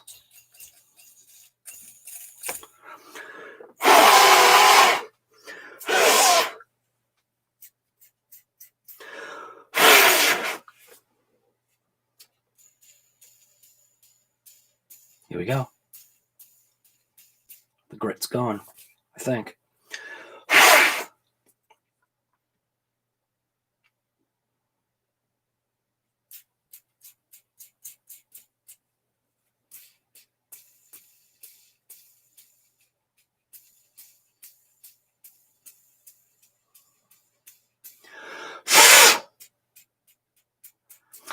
There is still grit in there. Best way to do this would be with a different type of if I didn't have this type of jar, I could spin it inside the fluid and it would come out.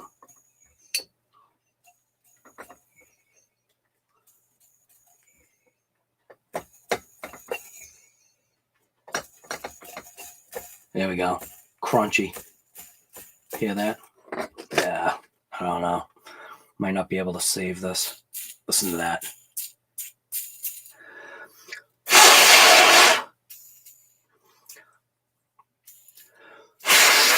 Air compressor would definitely get that out of there.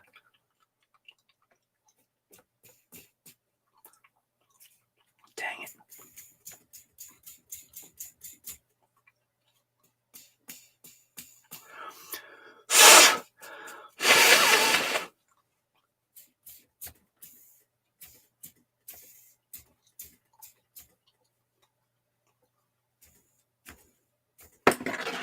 I just threw it in the dirt.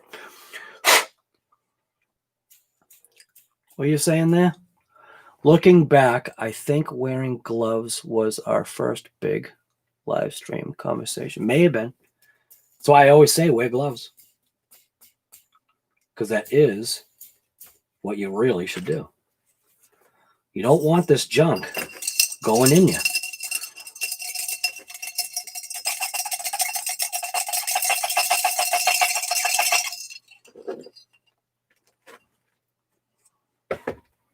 Always, always, always wear gloves.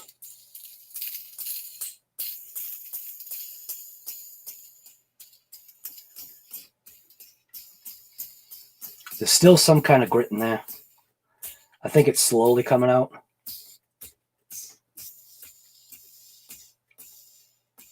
Seems to be freeing up nice. So I'm going to just so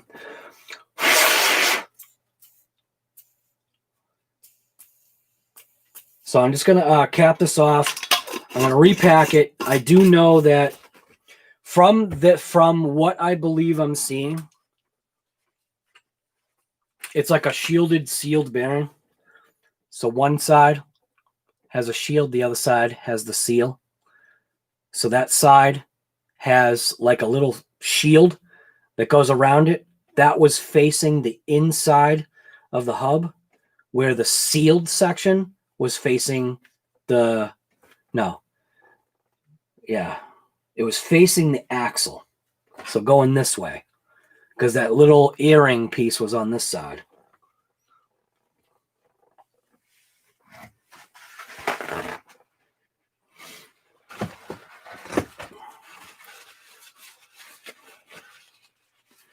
So this is going to need bearings. I'm assuming anyway, the front has to have bearings anyway, is my guess. Or actually all four corners are going to have bearings anyway. So I'm going to go ahead and throw some grease in there.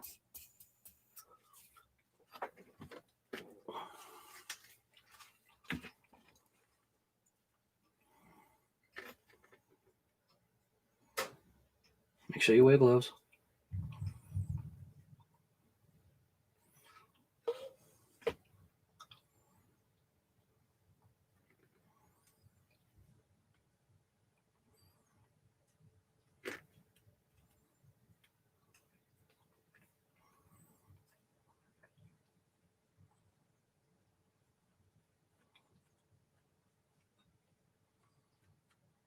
So that should help.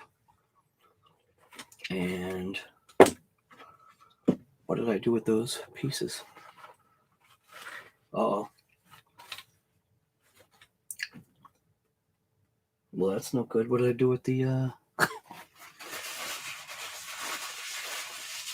did I do with the pieces? Yeah.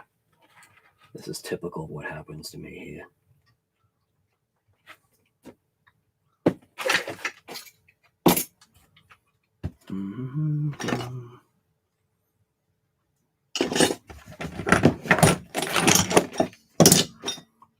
Well, all right.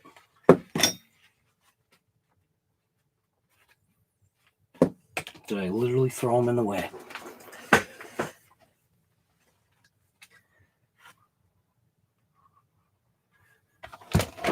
What the heck? Oh my God. I tell ya. Just fired. I am fired.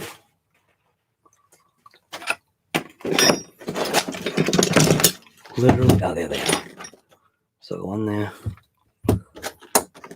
Where'd the other one go?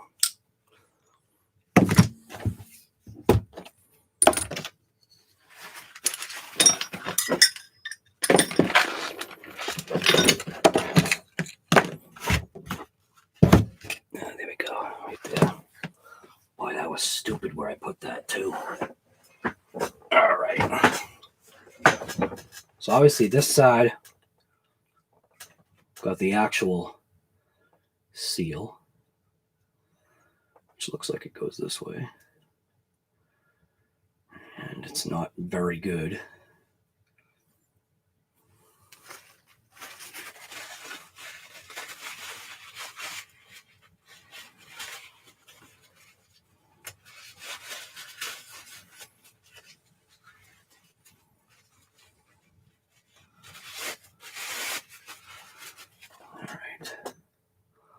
So that's good. Now this piece probably isn't going to go on right. It's got some crud on it anyway.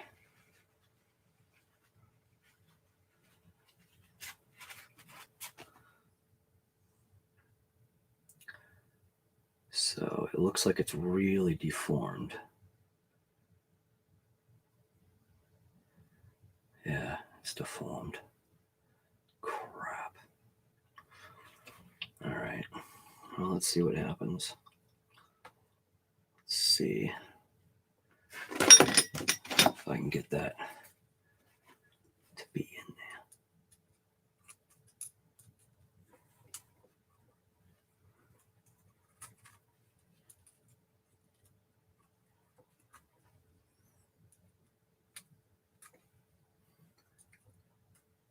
Feels like it went in. And it's probably going to pop out again. That was my flashlight.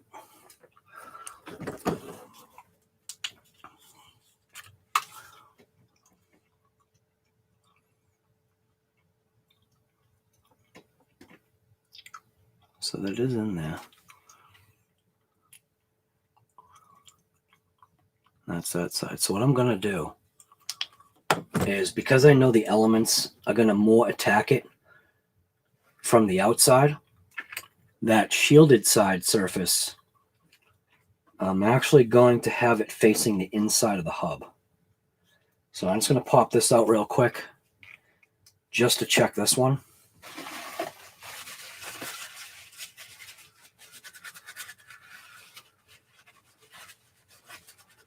Icon, what's going on, guy?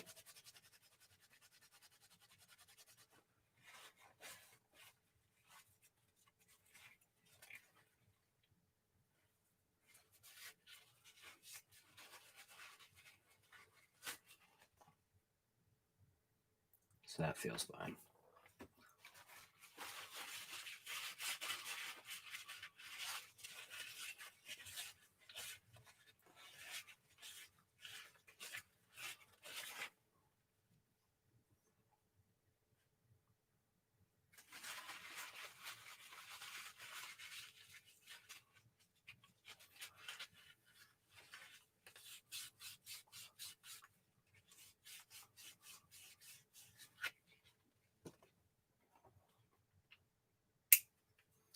So what I was saying I'm going to do is I'm going to put the rubber side facing out, and then I'm going to use that 25 weight fluid, shock fluid, just as a lubricant for the inside.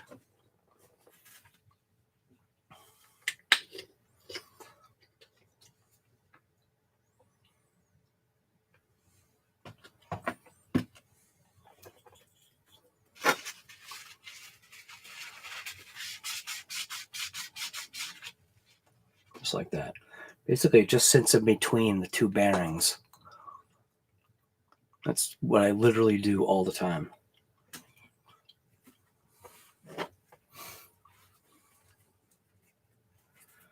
So we'll see how this works. We're going to look at this piece here.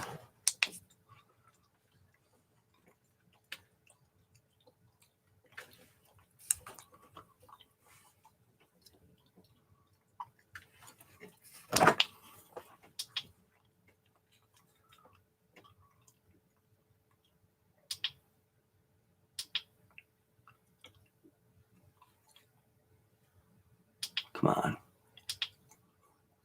Focus on it, will you? Too close, maybe. There we go. So this piece actually looks like it's okay.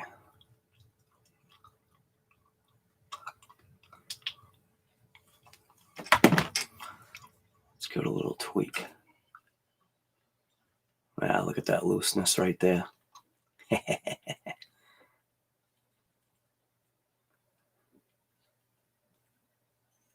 It's starting to wallow out. So at least it'll last for a little bit. So I think it's probably like what we were saying. I'm guessing it's realistically time to finally upgrade my wife's MAXX. Go ahead and throw a couple bucks at it. I guess it's earned it. And then it's this way, I believe.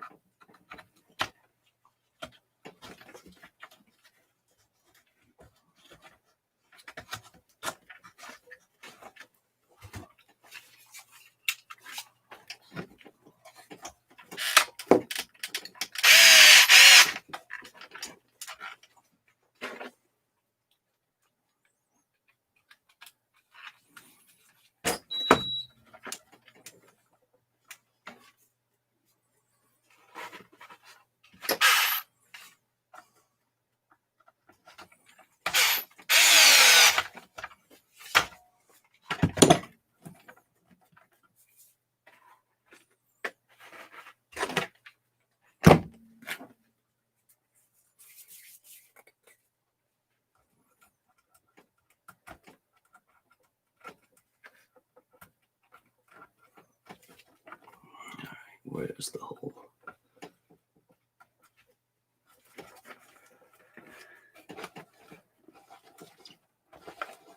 And it's not pulled through enough.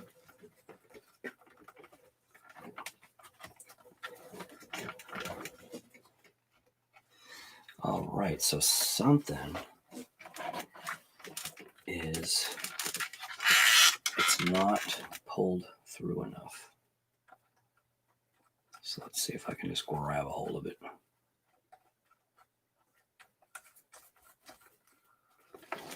There we go.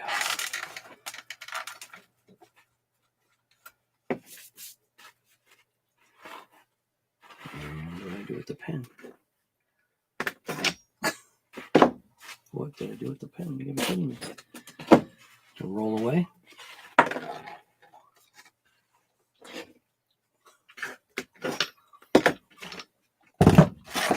Oh yeah, I really need to be quiet here.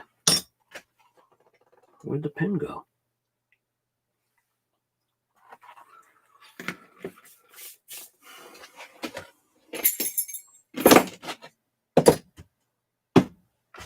like roll away somewhere.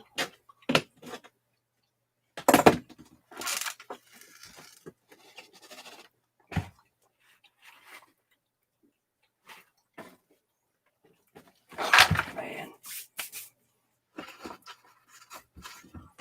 Just throw my mind away.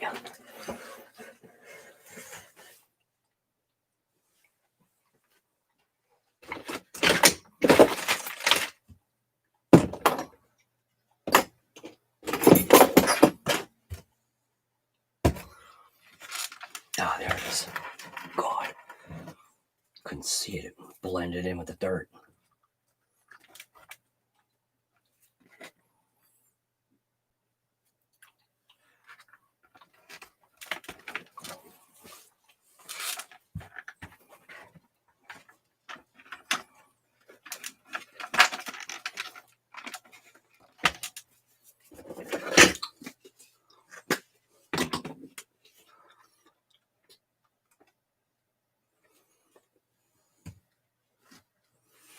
Should you be worried?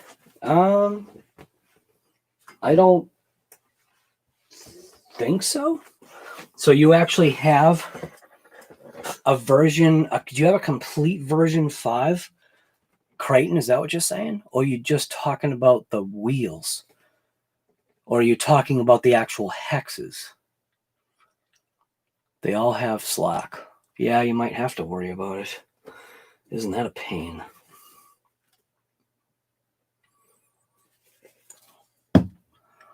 Stinking wheel hexes. Jess is actually the one that told me today that M2C is looking into, oh no, she told me, what time is it? Yeah, she told me today that M2C is looking into, I guess, the thing that Earl and I were talking about last night. So that's a good thing. So that just must mean that it was already something in the works, which is great.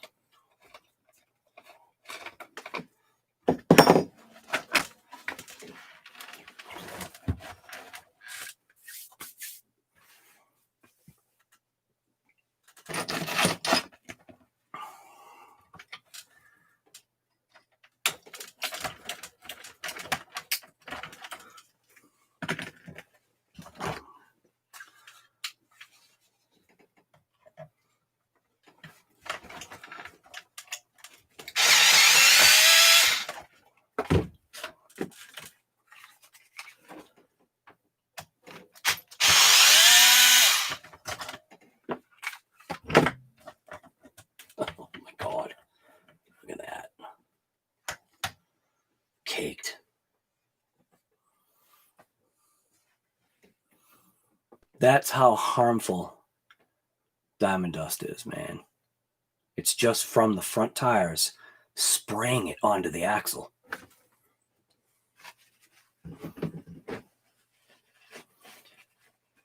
Jess. X5 hexes and different wheels. The hexes themselves are my concern because you and Earl had. Right. But if you have, so you're saying you have version 5 hexes. So I actually do not have a version 5 Crichton. I do have the EXB. I know that Earl measured his V4 EXB hexes. And the EXB, I mean, not the EXB, the Crichton V4 hexes did have a slightly thicker hex portion that goes into the wheel, which creates less of an issue than the EXB ones. So that's, I actually can't say anything to it. I can't speak about it because I don't have that version. Earl does.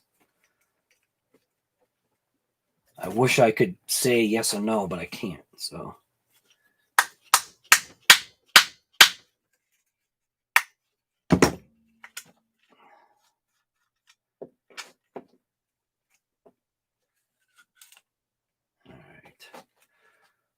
So this bearing is actually together, but I want to show something right now. I don't know why they're doing this like this. I feel like I want it explained to me. I want Traxxas to explain it. So get my light here. When you look inside the hub, okay?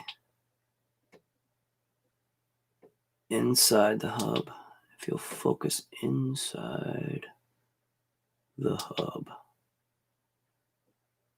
And you're not gonna, there we go. Look at that, it's all chewed up. Oh yeah. All right, so the seal's just all literally just chewed up. So that means, yeah, this one's crunchy too, but this one's actually a little bit better. So I'm going to leave this one alone. I'm not going to go through the process. I'm just going to point blank know that this thing needs bearings. And it looks as though, not exactly sure why. Oh. Oh,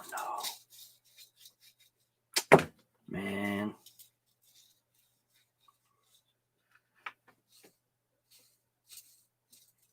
Crap.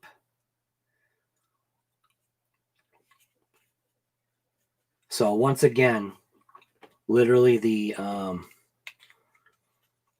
inner bearing, the outer bearing is fine. The inner bearing is junk, just like Dad. Holy smokes. All right, so what I'm going to do is I'm going to pick out that seal. So obviously what it was is that rubber seal has an impregnated metal ring, I believe. This one is actually starting to get destroyed. I'm going to flip it. Wait a minute. Never mind. Never stinking mind. So it is rubber sealed on one side, shielded on the other. Okay. So I'm going to pick out that seal. I'm going to try and flush it out the best I can. And then repack it. And then I'll have this rubber side facing out if at all possible. But this needs bearings. So, yep, definitely needs bearings. It's a rubber, literally, and yeah, it's a rubber piece that's surrounded that. All right, I'm going to clean this off.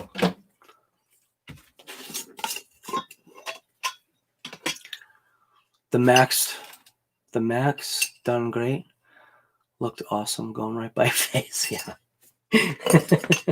Right. Yep.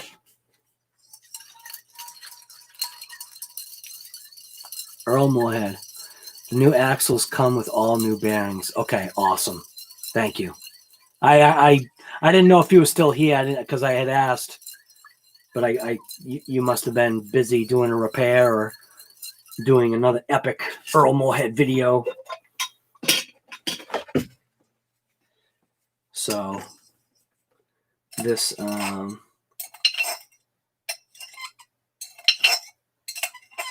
it went. Oh, it must have disintegrated.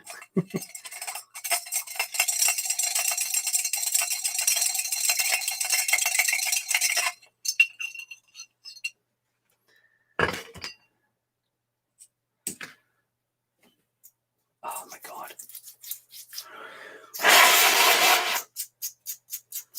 Yeah, listen to that. Horrible. Well, here we go. This is the part that you shouldn't do. You don't put it on your finger and then dip it in the juice and spin it. It's definitely not the right thing to do, especially when your fingers have cuts on them, because you end up knowing. So what I'm doing is I'm flushing out the bearings.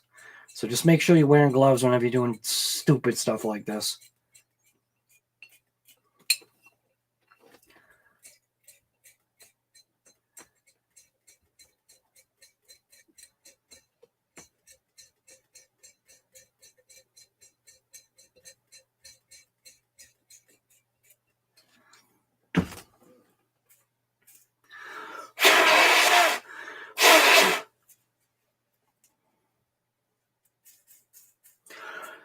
Oh, there goes the bearing.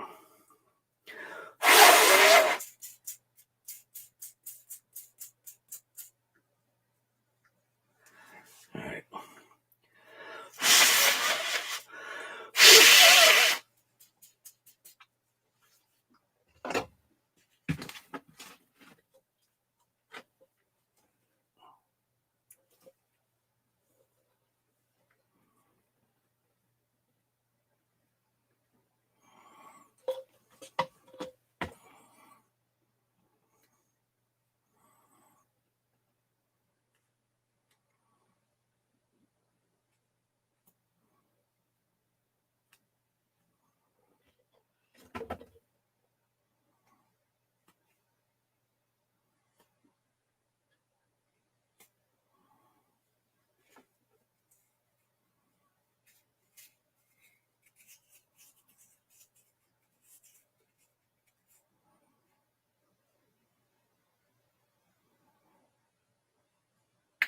Nope.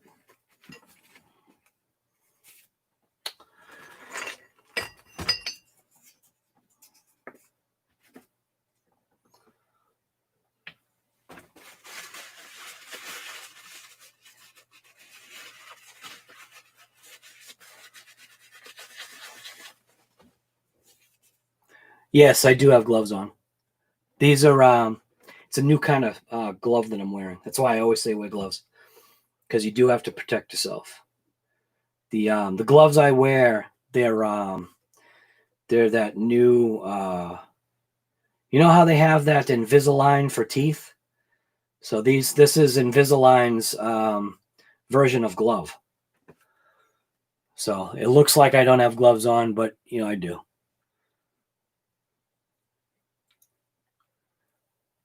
Yes. It's like the Invisalign, you know the Invisalign braces? That's what these are. You just can't see them. You can't see the gloves.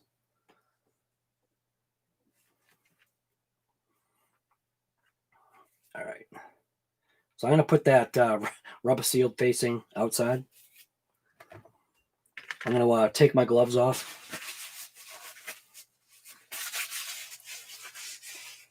There we go. See, now the gloves are off.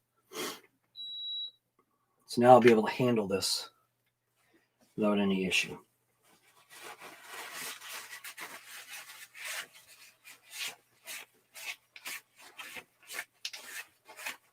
You want a pair of the Inviso gloves?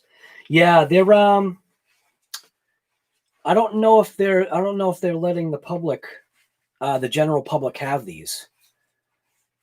These are for high-end users. You know, high-end users get these special gloves. Not saying you're not high-end, just saying. All right, I'm gonna do that thing to kind of see if I can kind of protect what's left of the bearings in there. Got to be a high-end user. That still sounds like. Oh! Wait a minute. What's going on right there? Check this out.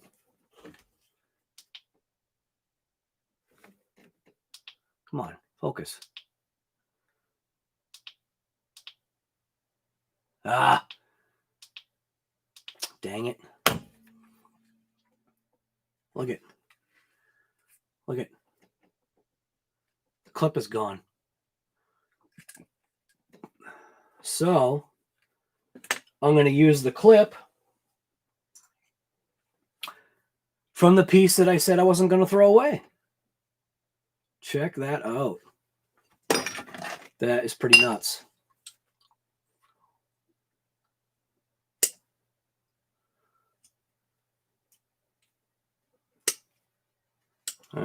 It's going to probably launch off. I'm trying to take it off.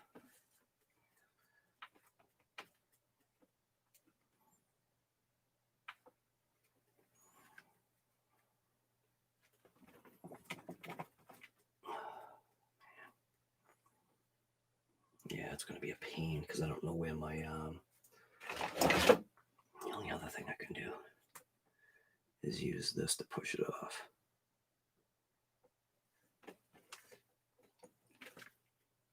Dang it. I need like a, I can get my blade in on the E portion of the clip, pry it out without stabbing myself here. Ouch. All right. Crap.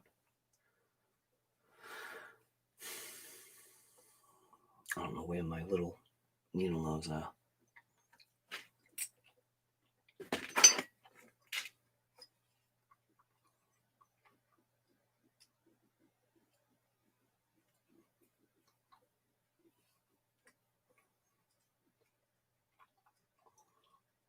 Yep. Dang it.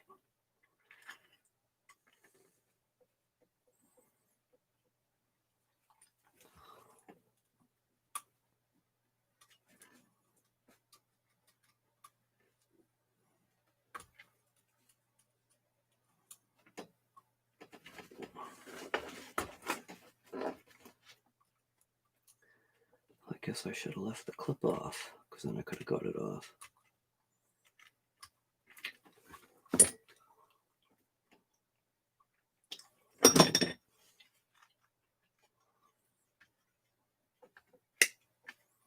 It's just too small to bite.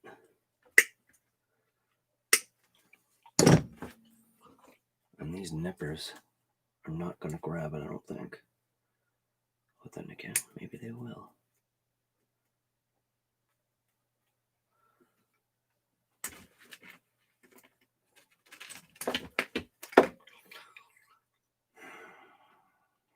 I gotta find my needle nose. I don't even think this pick will get it. Yeah, definitely not. Crap.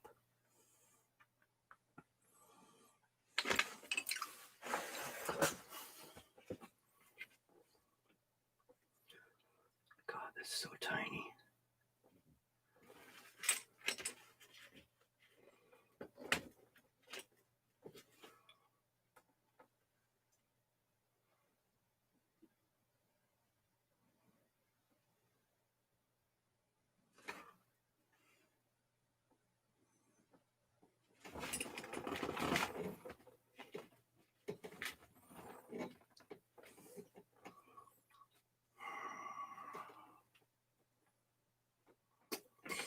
Dude, I don't have a hammer. It's like it's right there. I don't know where my needle nose pliers are. I just need to like push it off. But I can't. If I push it off like this, it's probably just gonna launch. Let's see if I can just slide it off this way.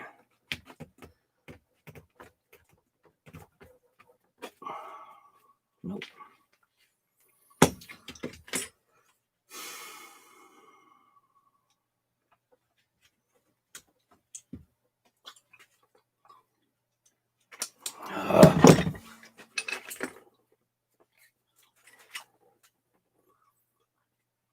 I was seeing if I could try and wedge it in just to grab it, but it like comes out for a split second and then goes right back in. I can grab it with my fingernail. You know what? I got a vise right here. Why don't I use my vise? Maybe that'll work.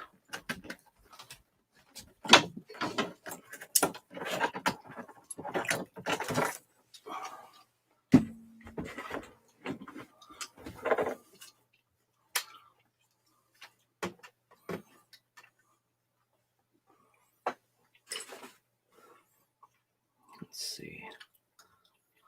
Can I even do that? Don't know if I can get that in.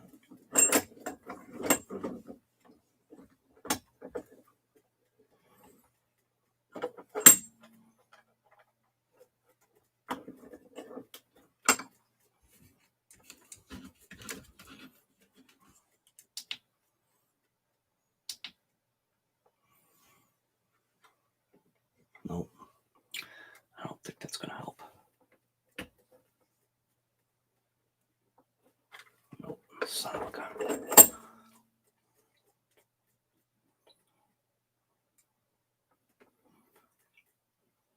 I need my needle nose. All right.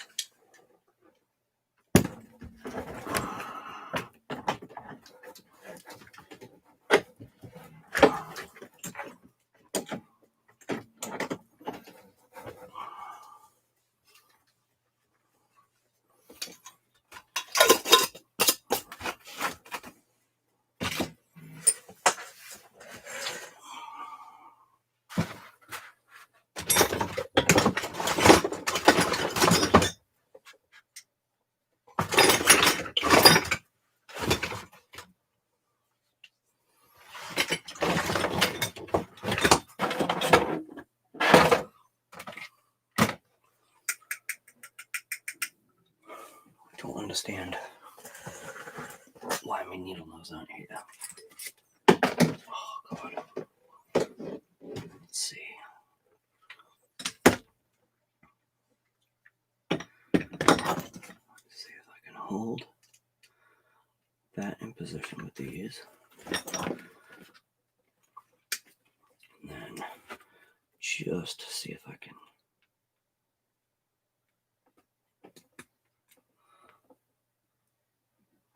Nope. Can't grab it.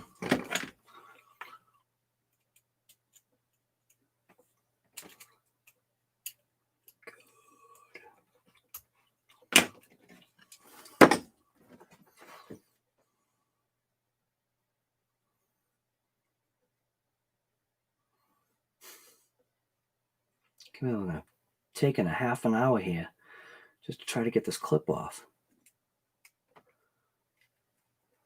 Come on, guy. Get your fingers in there.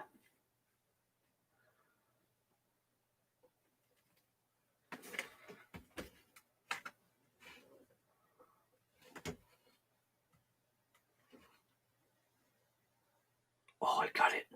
No way. Did I literally just get it? Yes! Success! Holy smokes. That literally took a half hour.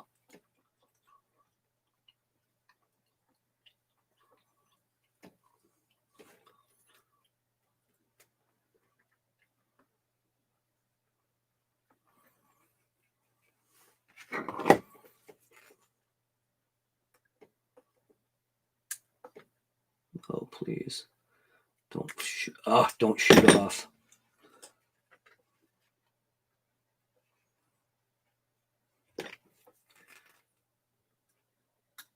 Yay. Amazing, huh? That's why you keep all your pots. Just in case, right there.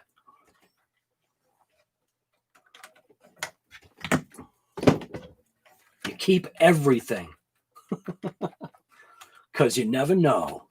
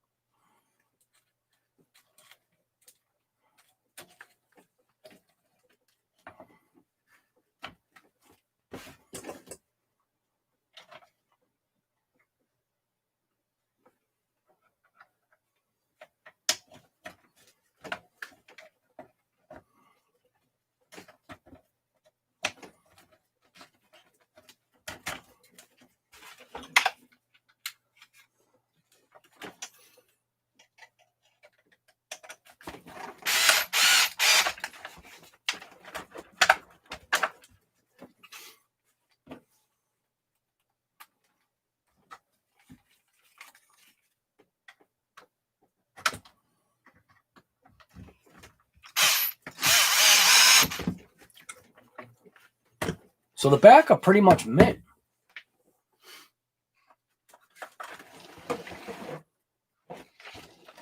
Yeah. It's the fronts that just get, obviously, the more massive amount of wear because of the turning.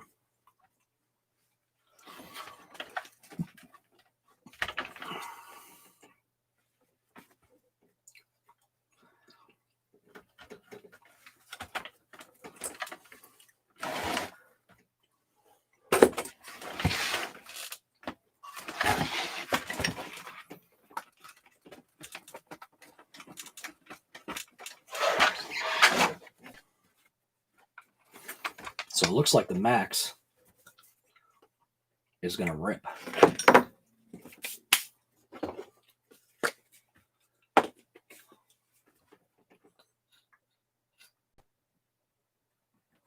I can't even see. Better off just doing it this way.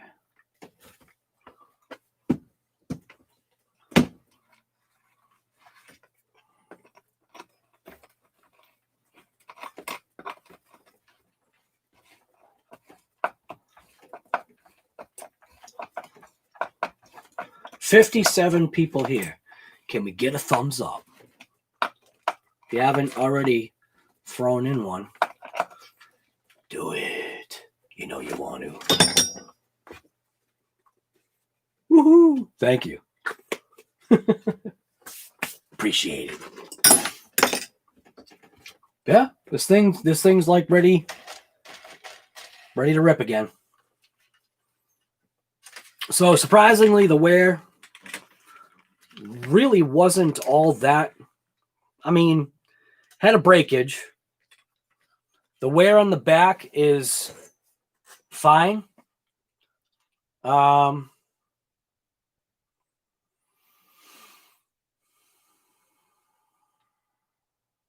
what do you do?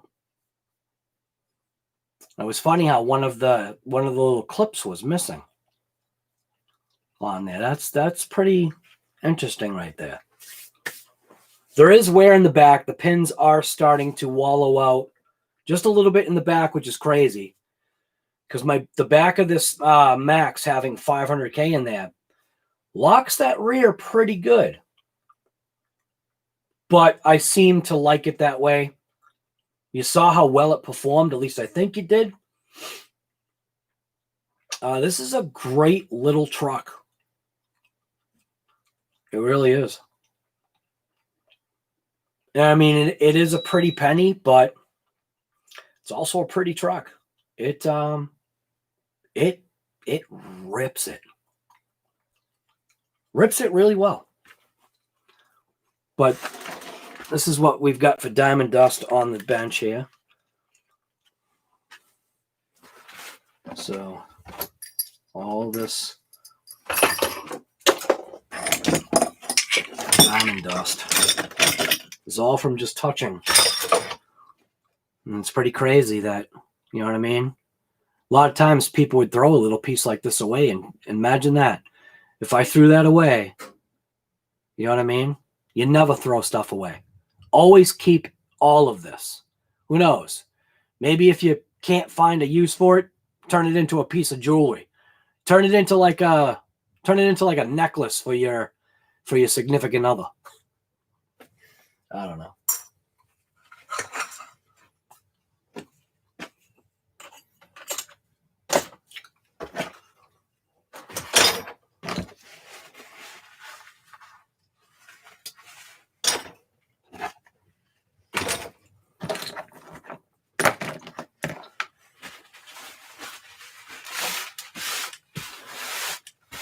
And this truck was banged out.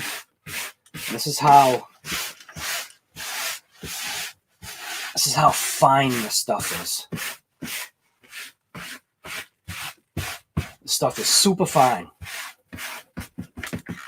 It's really, when I say it's dust, it is really fine, powdery, like dust. This stuff is so harmful. But I know it is, and I'm all right with it. So are we going to upgrade it?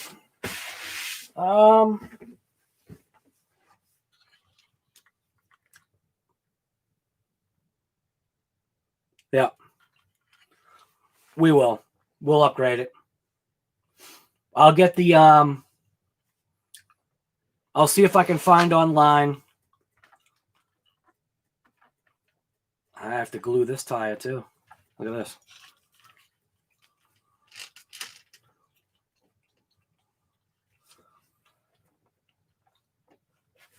Oh, look at the crack. So looks like I'll be super gluing this tire too. You know, because Traxxas doesn't know anything about doesn't know anything about these wheels cracking. You know what I mean? Because this is the first. Well, this is the first I heard of it. Yeah, our wheels crack? Nah, this is the first I've ever heard that.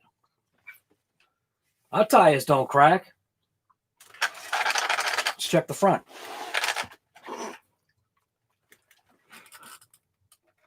Yeah, it's going to need to be cleaned out with air and re-glued. Amazingly, this one's actually not cracked. Or is it? Right there. Is that cracked? But, yeah, they don't know anything about cracking wheels. Nothing. Right? There's no cracks on there. Yeah. There's no cracks on those wheels. Nothing.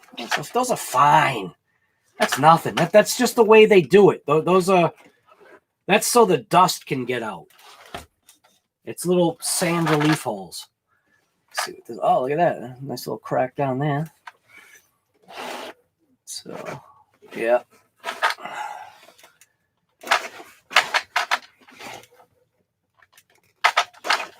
Yeah, it's not a crack, right? Right there. There's no crack there. Right there. Something right there.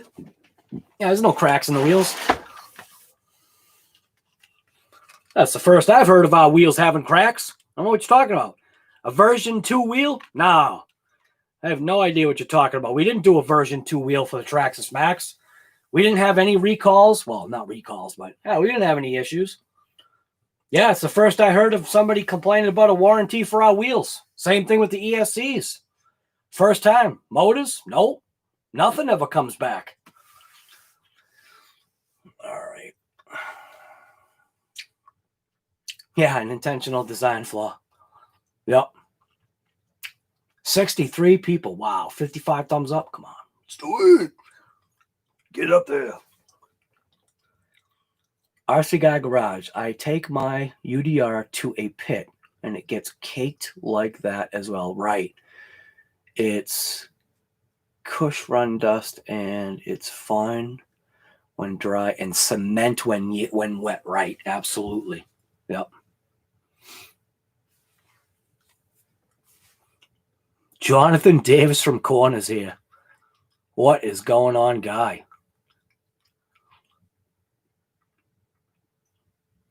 Wet it. I'm not going to wet that. I'm not going to try and make a brownie mix. When Kaiju Redcat is back in stock, that are... I actually think I'm going to do a video on that one. I think I'm going to do a video on that one. That, I mean, you all know. That thing, almost full trigger into that rock. And I just fixed it. I just put on a brand new bumper.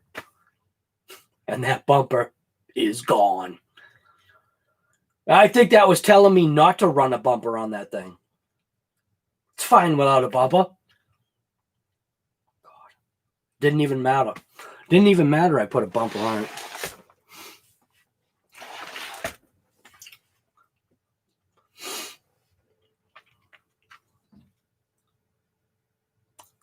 Right. The MAXX is just a mini trash bag, right? Yep. That's Dad right there. That's Dad, the trash bag, and that's the son. Mini bag.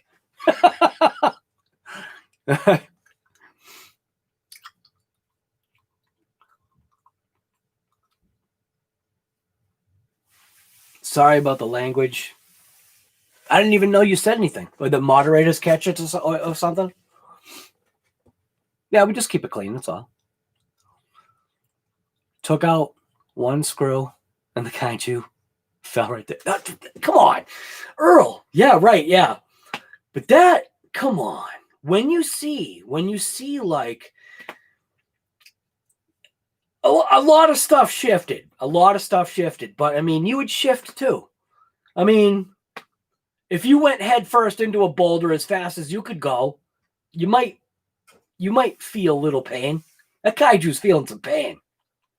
but it will be back. And why do I say that? Because about 2 years ago when I got the Kaiju, 2 years ago when I got the Kaiju, I got a bunch of Kaiju parts at the same time because I knew it was a Redcat. So I have arms, uppers, lowers, links. The only thing I might not have is I might not have the steering. So I've got upper arms, lower arms, back arms, front arms.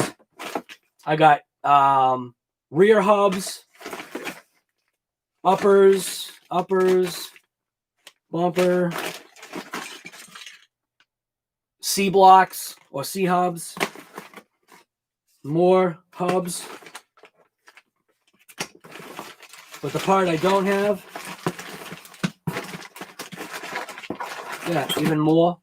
I really went crazy. This is the steering knuckles. I think the only part that I don't have is one of the parts that's broke. Well, two of the parts that are broken. So two of the parts that are broken, one of them actually I can live with, and I'll probably just take silicone and I'll silicone over it because, well, why would I be siliconing over something? So something is broken, or let's say it's impacted, and I can see the grease. I can see the nice orange grease, and it's like it's caved in, but it still works. I didn't really go into checking it out. I just kind of know certain things are broken. The steering link arm, that's shattered. So I do have to get another one of those. What else? Yeah, I'll have to check. I'll actually have to check the chassis. The motor plate is bent, but that's just aluminum. I'll just bend it back. You could hear the mesh. The mesh was definitely got affected. Oh. Do I hear a creeper? Oh, maybe not. I thought I heard my daughter come in. I don't know, man. The Kaiju would have done so good. But I will say that Hobao surprised me big time. Once I get these tires on there, so since I can't use my EXB Creighton, I'm going to take these backflip 2s, no, Copperheads, right? Copperhead 2s, and I'm going to put these on that Hobao. It'll give it a little more ground clearance and a little bit stiffer rubber.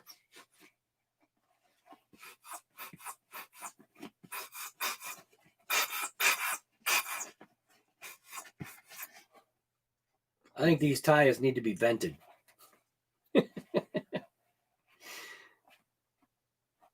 Yeah, that diamond dust gets everywhere. So what are we looking at for time? Almost a 3-hour live stream. Holy smokes. 3-hour live stream and only 58 thumbs ups. Come on, 61 people here. There's 61. Gotta squeeze at least 2 more out of here. Gotta squeeze at least 2 more. Oh, we lost somebody. We're like, forget it. I ain't giving you a thumbs up, guy. I'm here to give you the thumb. How many thumbs down do we have? That's what I'd like to know. Because there's always somebody that has made it literally their mission to make sure everything has a thumbs down. Because I'm a piece of garbage.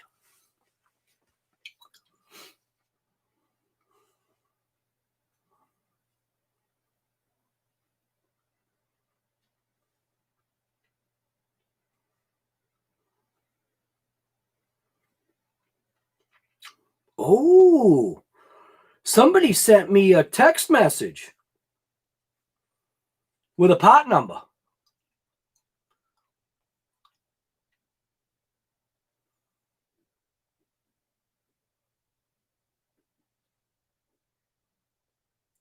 Check that out.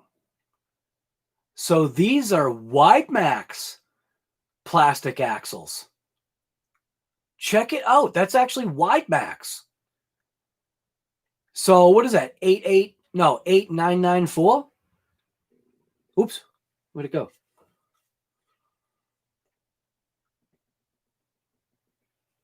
So for use with what I have. Oh, wait a minute. Wait a minute. Why do my axles say that number? Did I get the right axle? They work. It'd be wonderful if you focus. Any day now. Why does it literally want to focus on everything else?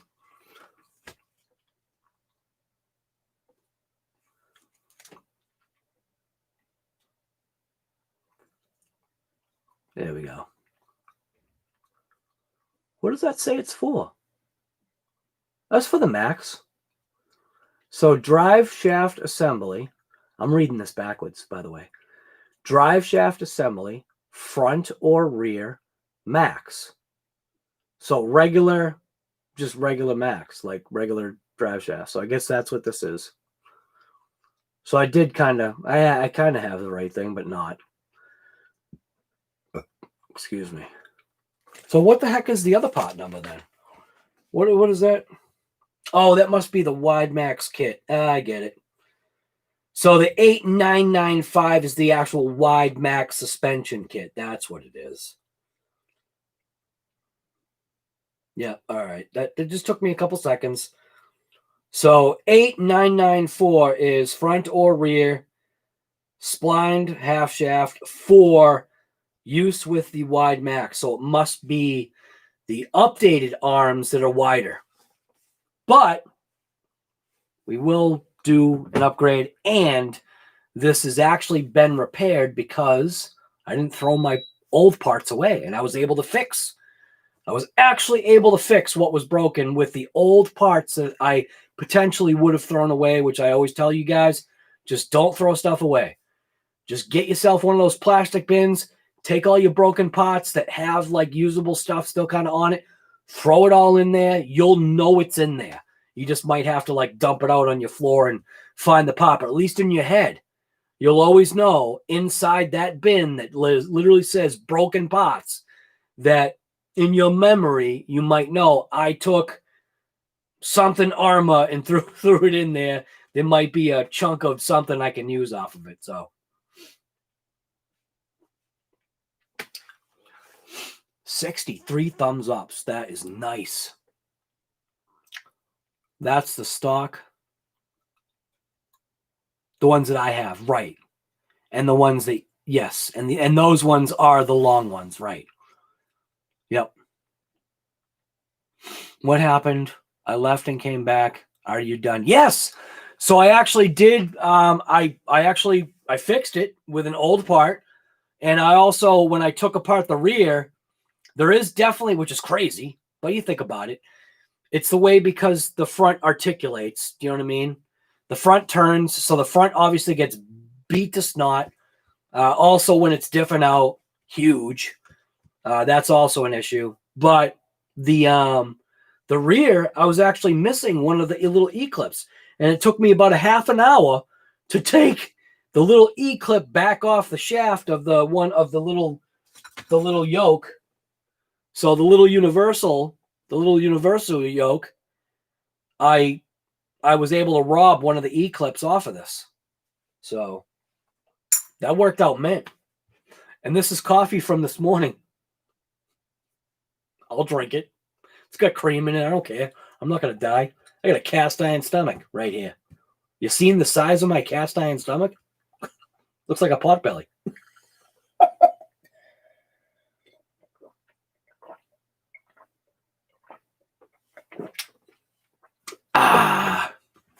Boy, is that good. This morning's coffee. Delicious. All right. Where are we for time? Right at midnight. So right at midnight, we'll just stop. That'll give a nice 3-hour live stream. What do we work on? Basically, we just checked out the MAXX just to see after that nasty rip, tortured for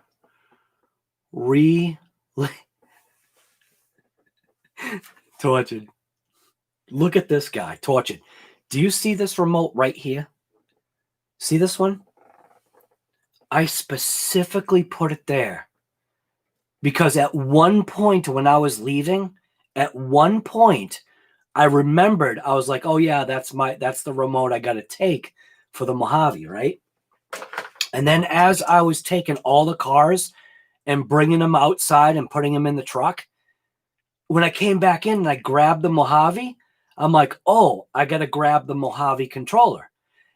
And that's the only controller, meaning I've got that STX2, I think it is, the real crappy one. That's the only controller that I had that was for the Mojave. So when I came in to grab the Mojave, the instantaneous like memory of, oh yeah, the Mojave controller's in the bottom drawer of my toolbox. It was easy just to grab it. I grabbed it and it was mint. But this is what I usually use right here, is a paint pen to mark all my controllers. This one's actually not marked, which is odd. This might be for my felony because I don't think I marked my felony. So this is either the infraction or the felony controller. So one of them or both of them might not be labeled. But this right here, perfect. It's just a Lincoln Electric paint marking pen that I use obviously for other stuff, but it works perfect because you just write on it. But tortured, man, thank you. You know what I'll do, guy? I'm going to put that towards MAXX axles, if that's all right with you. I do it. I was so upset. I mean, here I am listening to the beeps, and I'm like, 1, 2, 3, 4, 5, 6. Yeah, you could hear it. Like I was psyched. I was like, this Mojave is gonna finally rip. I'm finally gonna be able to break the barrier. I'm gonna be able to break the speed barrier with that windshield. That windshield helps. I'm telling you, Earl. That windshield, that windshield helps this Mojave. That thing is at such a rake right now. I'm going to go faster than your Mojave. You, I think, are 55, right, Earl? If you're still here?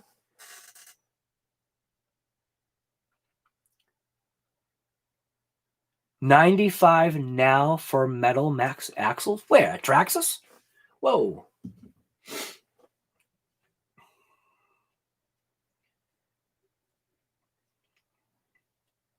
Go check that out.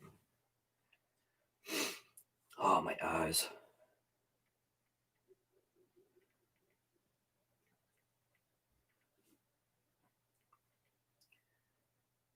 And my eyes are getting tired. Oh.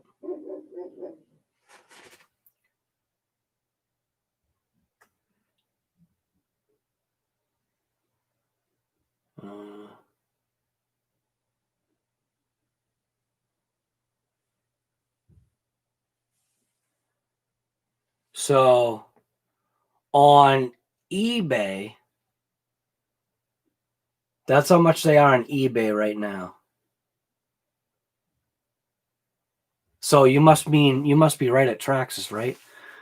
No, 95. Oh. Right. 90 bucks. Oh. Yep. 90 bucks.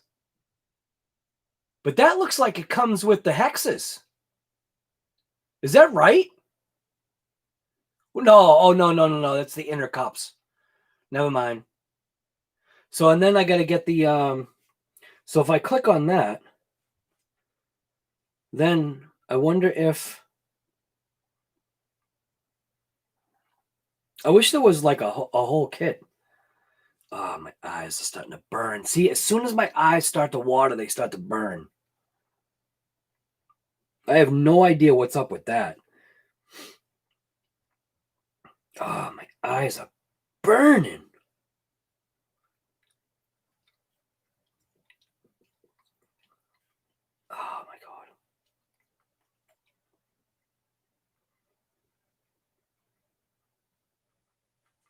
crap.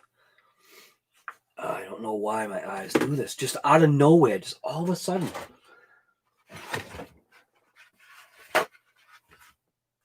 Oh, man.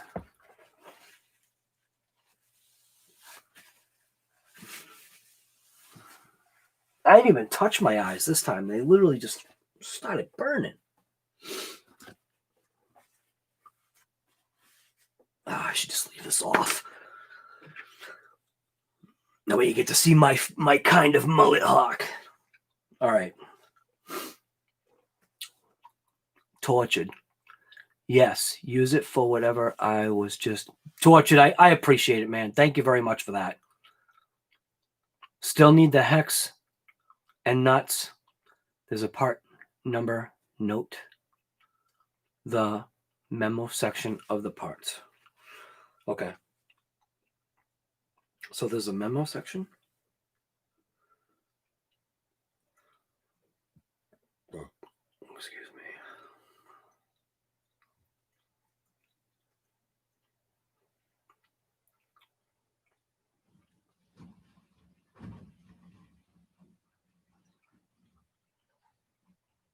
There's related items, but there's no like there's no note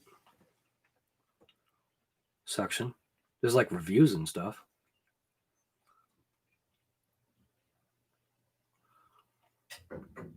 How come they just don't sell the whole thing? Probably because some people like already have the wheel nuts, and if they break the axles, they'll just be buying the axles, right?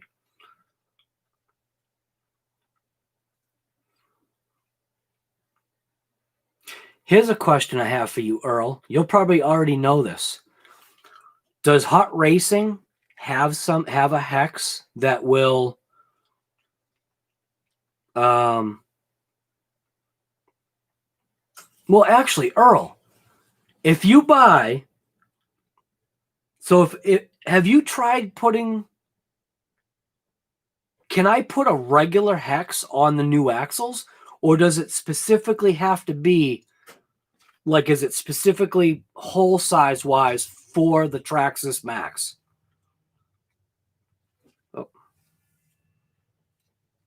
Hello?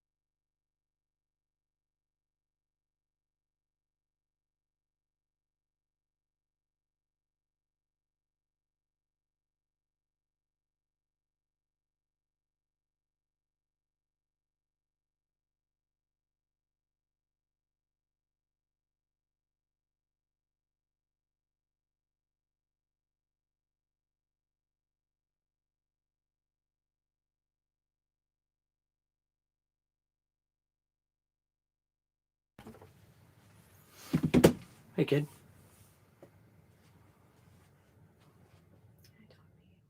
Yeah.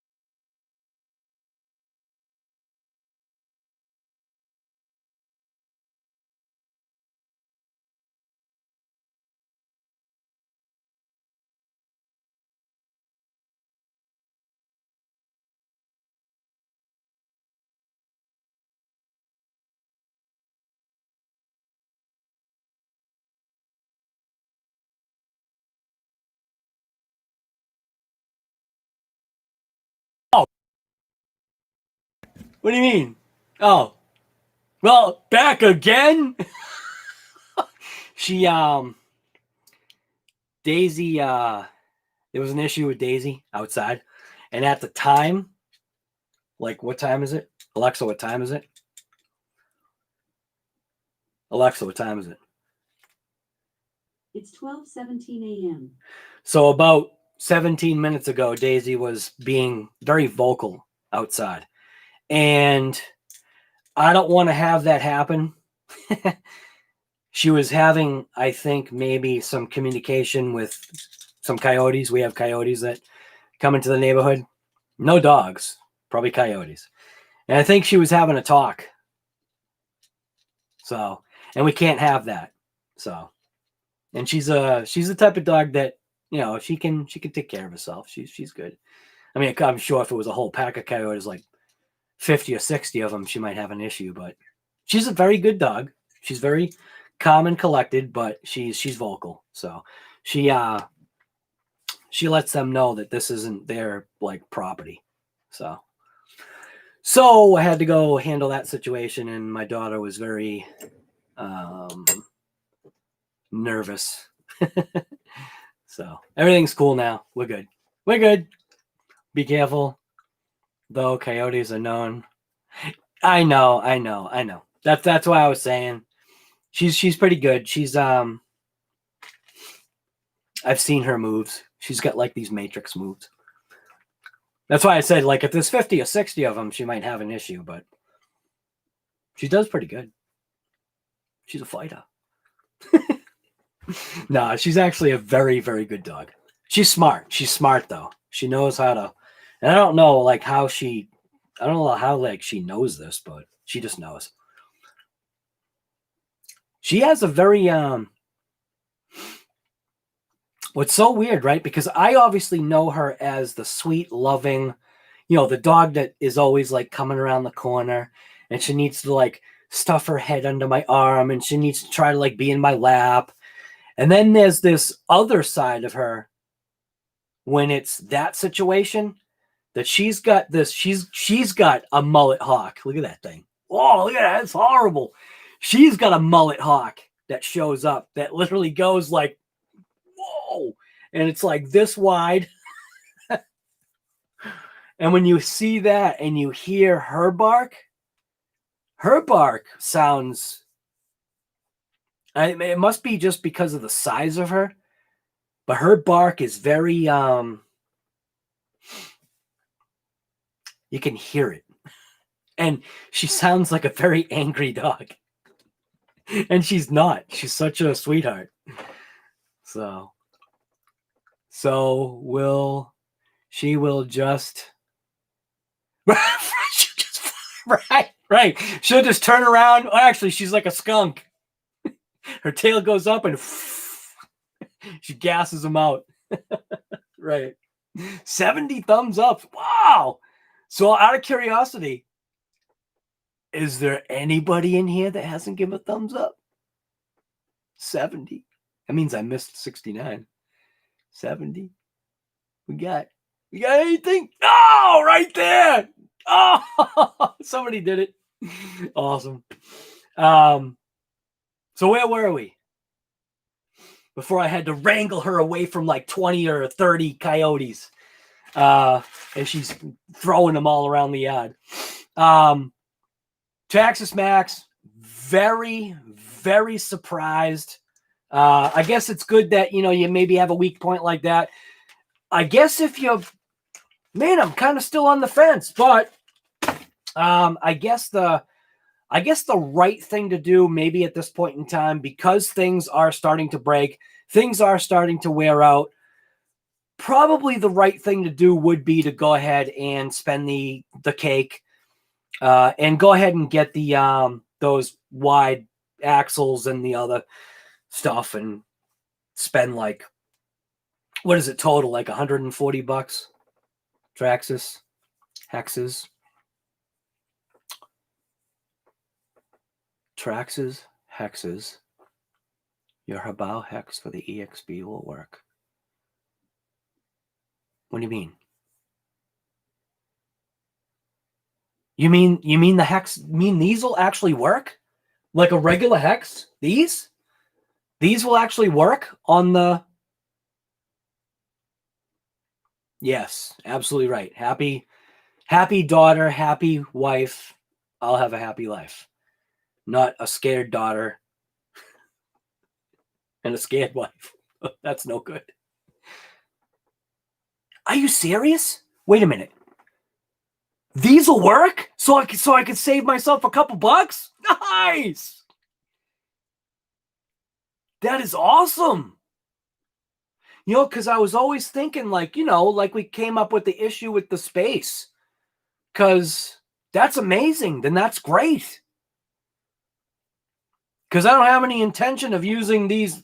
If I switch over to the other things, I really don't have any intention of using the stock Traxxas rims. I'll just use the Kaijus, and I'll kick down the pinion.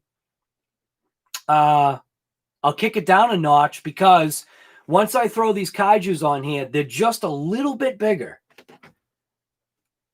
But they make the MAXX.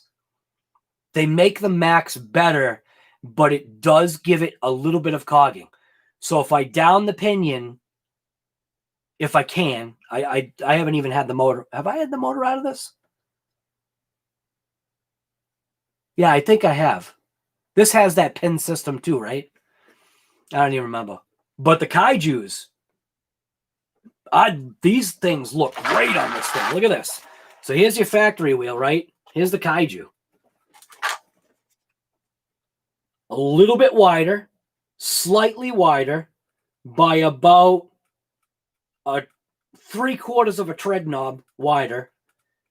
And tall-wise, just literally a knob. You can see it. That's how much bigger it is. It's literally just about the height of the knob on the top. So that's really not a massive difference. But believe it or not, with these tires on there, there is the slightest bit of cogging. And maybe if I was able to back it off a tooth or whatever, if that's possible, I think that would... Or maybe I'll just live with the cogging. I don't know. But it's just a small bit bigger. And they look incredible. They have excellent bite. And I have plenty of them. I was surprised. I was surprised to...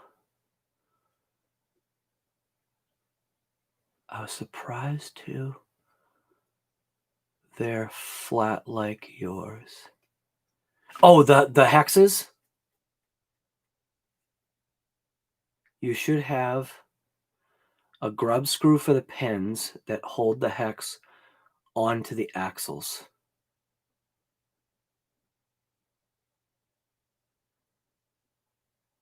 Have a grub screw for the pins that hold it onto the axles. You mean...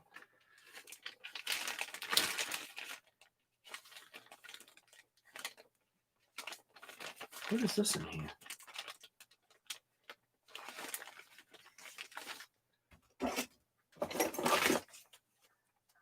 You mean that?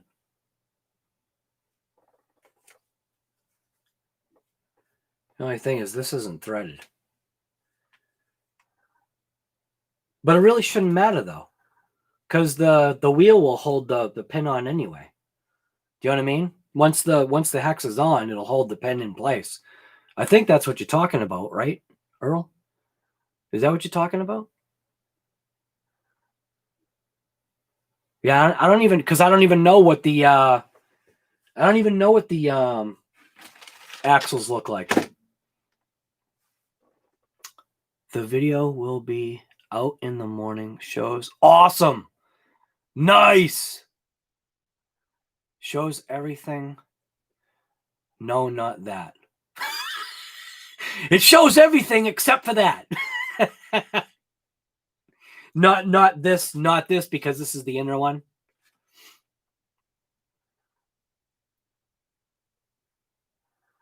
Your morning or my morning? Awesome. I'm glad you're putting out a video on that. That's awesome. That's important. That MAXX is one tough cookie. It took all. Who's this? Heat 305. Heat 305 just commented. What did he say? He says, Who could have known that extra? oh, be quiet. That MAXX is one tough cookie. It took all you had for it, bro. I'm glad I picked one up 2 weeks ago. Great vid as always. Guy, thank you. Heat 305. I appreciate that, man. I don't know if you're in chat. But, yeah, see, you know, Earl, you're making me worried here. Because if I don't have to buy hexes, that would be awesome. Because I got a ton of hexes. I got orange ones. I got orange hexes, Earl.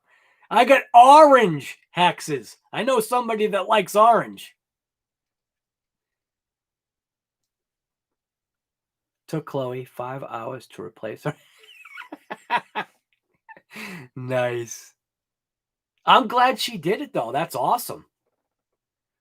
Redcat Kaiju tires look like knockoff Proline tires. Wonder if they are better. I don't know. All I can say is that they definitely, under high power, turn into the most amazing pizza slices that I've ever seen under high power. They will slice up a pizza real nice. They do really great. I like them. For off-road, the type of off-road that I do, if you're going for speed, then no, you definitely know that wouldn't be the way to go. But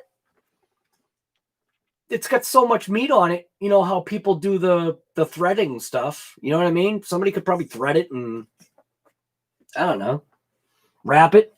What I like about it, I like its, I think the Kaijus are softer. So what happens is it's like a give and take. The Kaijus are softer, so on landings, it's that much more, it absorbs that much more of an impact for a landing. But in turn, it also could potentially balloon a good amount. But then again, depending upon how you drive, ballooning for tricks is awesome. Your hex will be great. Okay, awesome. Good. He's going nuts around. Guy, you killing me here. Guy was the MAXX running for us. Mr. Aliande. You love your belted Badlands? Right. What'd those run you? AZRC.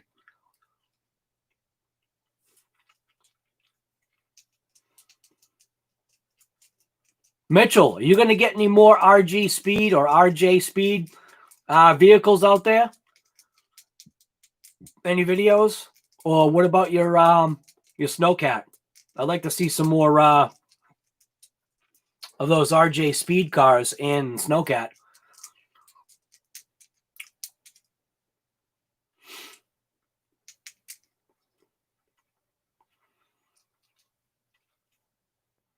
Strap them with line. Right. Guy, is there a Traxxas you like? Frank, you love starting trouble. Come on, Guy. Is there a Traxxas I like? You know I like my thing there. I want to like that thing. I really do. And I know I will. I know eventually that will turn into a certified ripper. It's got the motor. It's got the motor and ESC for it right now. It's definitely ready that way. That yeah, it's got to be geared up. I got to put that 46 tooth spur gear in there. I do have to do that. It does have the RPM front and rear hubs with the oversized bearings. Obviously, I should just say it's got the RPM hubs front and rear. And right now, because of me crashing it into a rock that I moved for the big rock, I have RPM arms coming for it to square away that. And I know people say that, oh, you know, RPM might be too flexible, but we'll see. I want to see why. It's only a couple bucks for the arms. So even if I have to just go ahead and buy Traxxas arms later, that's fine. It's no big deal. They're just arms. It's just parts. That just means that I can crash it and not worry.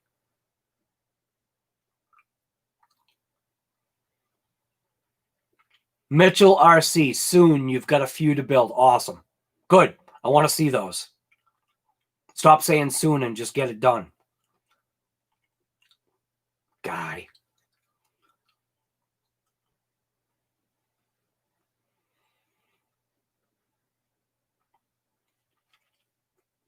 Right.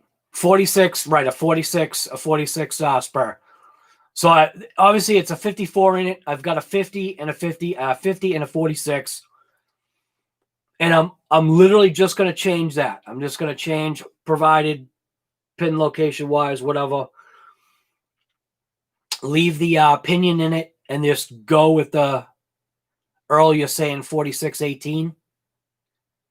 Is an 18 the stock pinion that's already in it?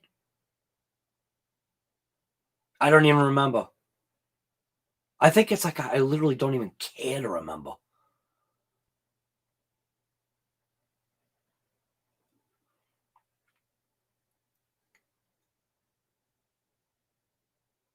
$18. Okay, awesome. 18 is stock. Okay. Cool. Cool. So that's going to work awesome then.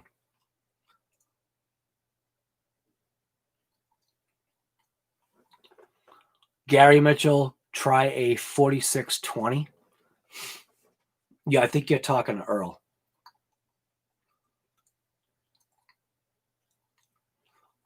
XMAXX just need bigger. Right, XMAXX needs bigger. Okay, maybe actually you might be talking to me. XMAXX just needs bigger gears. Right, but my XMAXX needed more than that, man. My XMAXX out of the box was a complete trash bag. That's why it's called trash bag. God, you should follow Earl's recommendations in regards to arms for your XMAXX. Run RPM during the cold weather. Right, and that's what I intend to do, Mr. Aliande. Yeah, I will say the Outcast has one RPM arm on it, and we might need to revisit something. The video is actually loaded up. The video is up right now. Outcast 8S, baby. Here's the title for it. I'll tell you what the title for the video is. Where is it? You guys, I'm not gonna drop it right now. I won't, because I'm gonna schedule the drop. Oh, just out of curiosity, did any of you guys show up for the premiere? Anybody that's in here? So there's 51 people. Did anybody show up? Or 52 people? Did anybody show up for that premiere that I did today? The at 6 o'clock. It was the Traxxas. What I call it? Traxxas MAXX gets full send treatment at Diamond Dust. I'm just curious. In the chat, there's like literally 50 something people. Did anybody in here actually go to that premiere? So Dan, you did. Lauren, yes. I don't think Earl was there.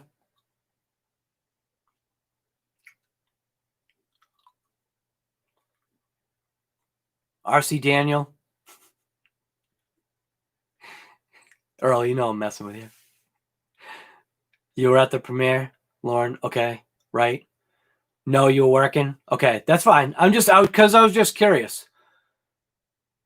All right. So GRC, that's what I kind of wanted to know, like what you just said. So did you like that, or should I just not bother with that kind of thing? Because I had never done that before, so I didn't even know what to expect. So when I said to everybody that it starts at 6 p.m. and I had it on the TV, and then I had my phone so I could do the chat, right? And like it came 6 o'clock. I'm looking at my phone, I'm looking at my watch, and I'm like, it's 6 o'clock, and it's like not doing anything. And then somebody was like, "Oh, it's a fail," and I'm just like, I felt like going, it's out of my control. I don't know what's going on with YouTube. And then it did like a countdown of what, a 3-minute countdown or something like that. And I was just like, I told everybody it was going to be 6, YouTube. You're making me look bad here.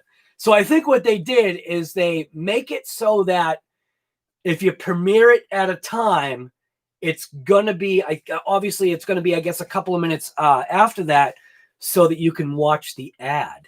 I think I understand why they did that. So it works for me, because if you guys actually waited and watched the ad instead of watching the countdown of 2 minutes or 3 minutes, that may have netted me like a couple pennies.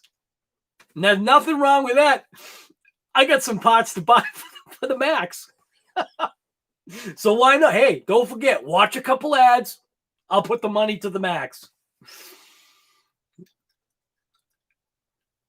I like how you could text with us. Just wish we could have. Right. Yes. That's the only thing that I didn't like, was that I didn't realize that as soon as it ended, it ended. That they should make it so that people can talk and chat about it, because what if you like at the end, like how, I don't know, at the end, I know at the end, sometimes people were telling me that sometimes when my live stream ends, like I end it, you guys like can keep going. And I don't know how that works. I don't know when YouTube like clicks the light switch and just says you guys are out. I don't know how any of that works. And it seems to be random, maybe how much time people can stay after. But that's the one thing I agree with you, Earl, on. It would have been nice, because I didn't even know myself. When it ended, I literally was in the middle of typing something, and the whole thing cleared out.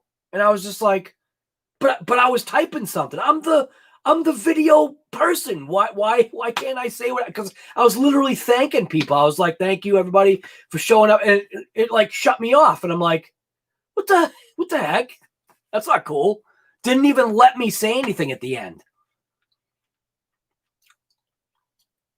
What's next out? So I'll tell you right now.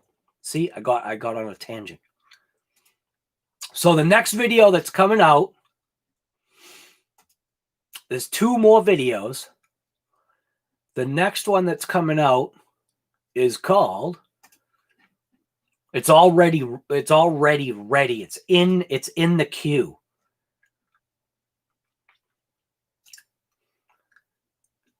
Very basic, easy name. ARRMA Outcast 8S full send rip at Diamond Dust. Like literally everything's being called Diamond Dust right now, because it's like every vehicle that you saw, excluding the Mojave. The Mojave is going to go back only because I do like the fact that I've got a nice, long, straight dirt runway to be able to really get that thing and crack it open. And if it tumbles, there's nothing around for it to crash into. Do you know what I mean? Like, I feel like, other than that boulder, but I'm staying away from that thing in the Mojave. Yeah, so ARRMA Outcast 8S full send rip at Diamond Dust is what it's called. And it is a 21-minute video. So there's some good stuff. I will warn you guys right away that the first few minutes of the footage, because I was using the camera, there's a thing. Because I was using the GoPro, So the first couple of minutes, the camera was like that. So the camera was faced down. So what I did is I zoomed up to the top. So you basically miss some of like the outcast, but you kind of get the general idea. And then what happens is the battery ends up getting low. So I just went to the truck, got another GoPro, threw it in. And when I put it on, it was actually perfectly like adjusted. So the whole rest of the rip is good. Yeah. I mean, it's not epic. And then the video after that, I'm going to work on tomorrow. That's going to be ripping the last vehicle. That one. See that one right there? With the Pro lines? That vehicle right there got a nice rip. It could have lasted a little bit longer. It would have been nice. We did end up with a little bit of an issue. If you guys saw the post that I put on there on, I think it was YouTube I put on there.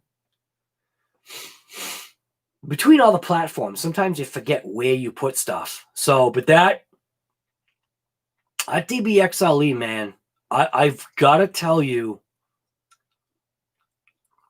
man, between the Outcast and that, the Outcast is obviously a nice trick truck, lightweight, considering. And that DBXL-E, I'm telling you, that thing is a performer. If you want a vehicle that literally handles the ground, that thing does it. It does jump, but remember, when you jump a Sherman tank, it lands very heavy. So it's literally like a Sherman tank jumping. When the tracks leave the ground and get the track slop, and then it finally lands and you literally feel the ground shake, that's what that thing does. It when it hits the ground, it lets you know I landed. I know, and I know Earl knows that very well. When the DBXL-E hits the ground, it lets you know I have landed. Right, Earl? I'm here. Almost scary, too, when it's near you. Outcast, shock, need, fluid, remember. Yeah, I did put fluid in it. Yep. When I changed out the shock, I did top it off.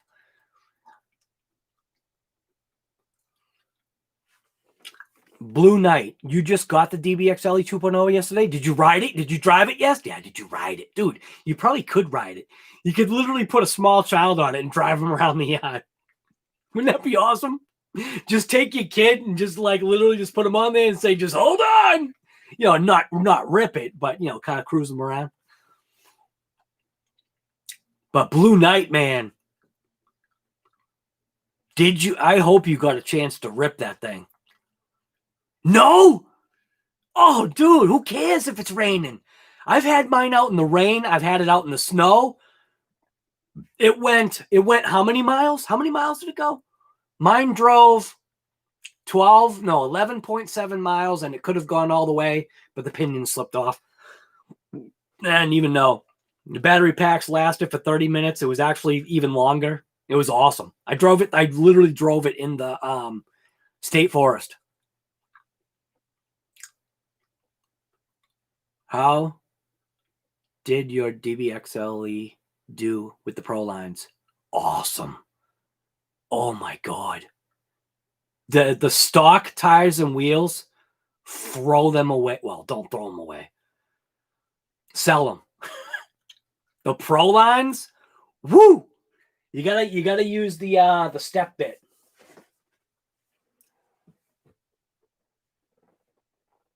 I don't know where it is. Instead of using a drill bit, I used my step bit. Worked absolutely mint. And I didn't actually have to cut off. Everybody was saying you got to cut off the lug nuts. So the fake lug nuts, no, you don't. You got to use the right wrench for it. If you use a thin wall wrench, you don't have to cut the lug nuts off. Works absolutely perfect. And not one tire came off. Well, you'll see. I actually can't say that. Not one tire came off. They all came off. No. Yeah, man. Let's put it this way. When you see it rip, you're just going to be like, all right, I'm getting those. I'm getting the Pro lines. No, man. I thought they were great.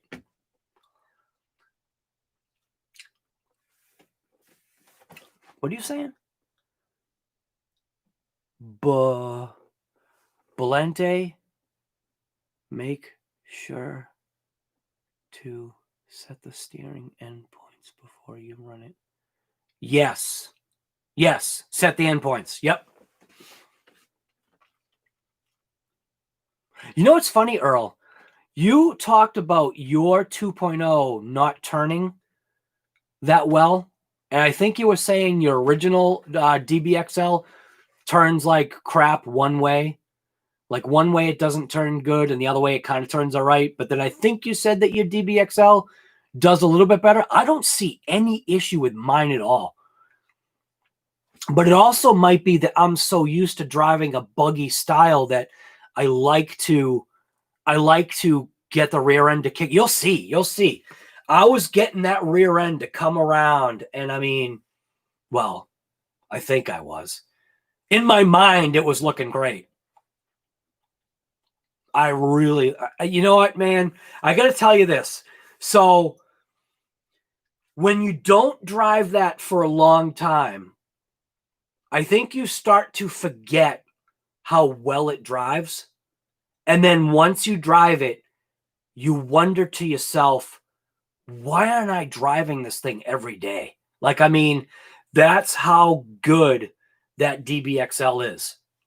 You literally wonder why you don't drive it every day. Right turns great. Left turns terrible. But in the dirt, right, you don't know. Right, there you go, Earl. In the dirt, you don't notice. Yep. I also adjusted my my toe. So I am more, my toe is more straight to a slight bit of kick out.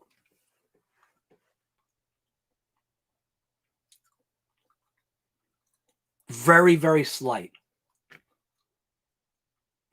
I adjusted that before I went out. Trash it. What's going on, guy?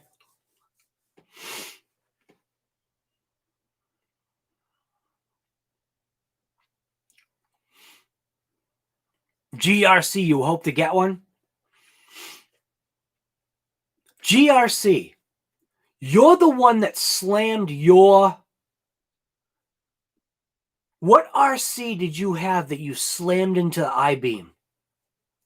Was that a Creighton? Oh, wait a minute. Let me try to remember. You did a jump and you slammed into an I-beam, didn't you? GRC, that's you. Right?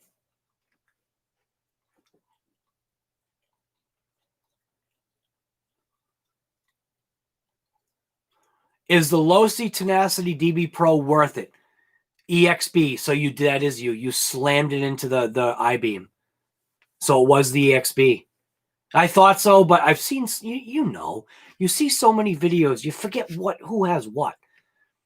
Is the DB Pro worth it? Yes. Depending upon what you want to do. The DB Pro is insane. It's a very capable track performing vehicle.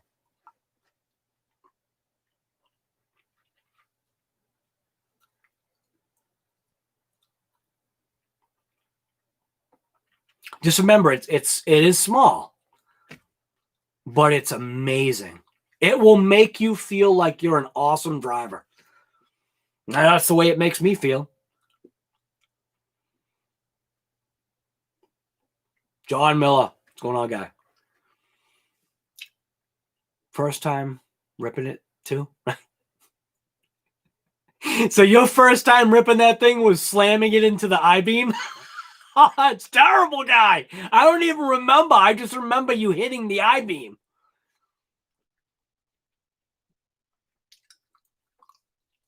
All right, I just screamed into my microphone. It's like my microphone's right there. I'm sorry.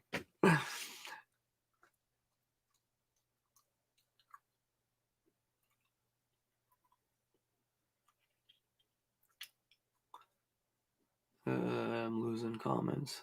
What's the price? Oh, yeah, it's already answered. It's a couple bucks. Well, we'll just say it's a couple bucks. Yeah, it's definitely not. It's definitely not a toy.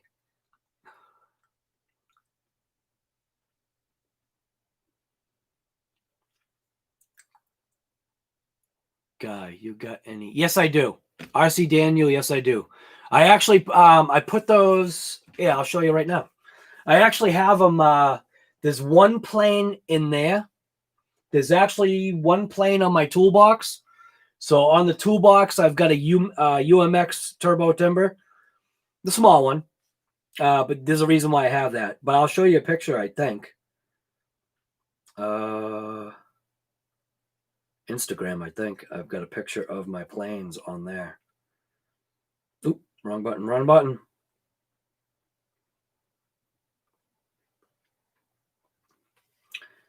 I should be able to find it, I hope, pretty quick.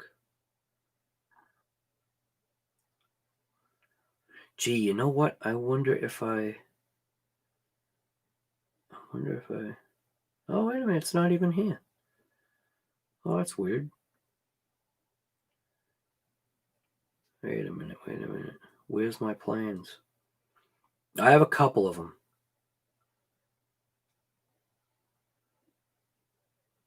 I still have plane kits, too.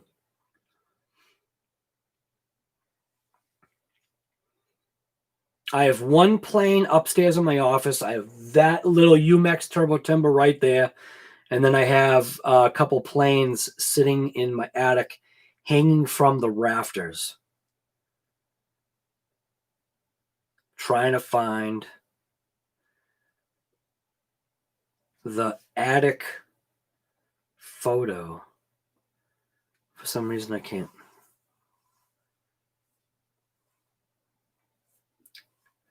You know what? I might not be able to find it.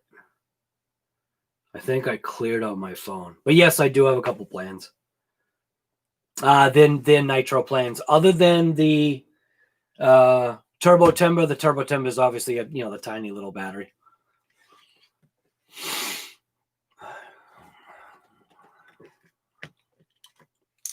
$11.87, so 12. That's not that bad.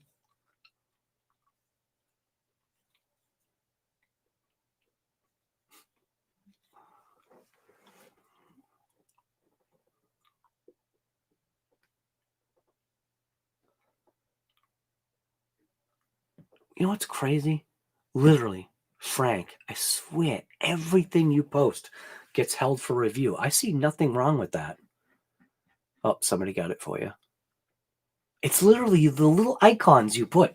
I don't know why, but almost every post, whenever you put an icon with it, it gets blocked. I have no idea why. You know why? They just know Frank Sluga is a time bomb. It's ticking time bomb. Right, your V1, right? Going out of stock blowout sale. Yeah, I remember that. Yep. Tax is always a killer. Yes, it is.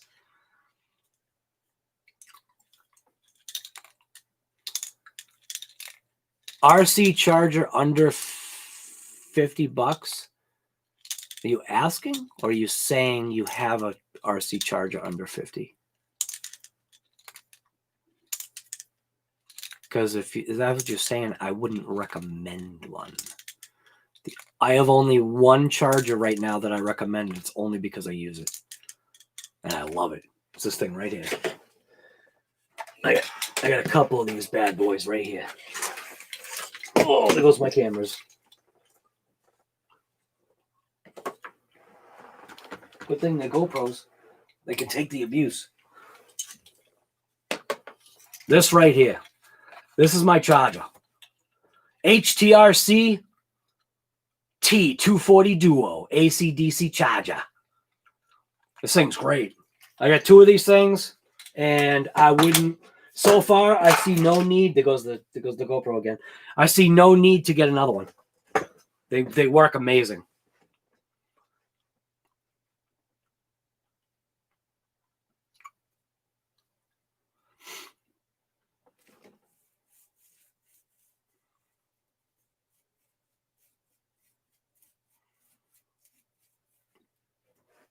No, Big and Cool RC. You're saying I can allow all comments from him so they don't go to held for review.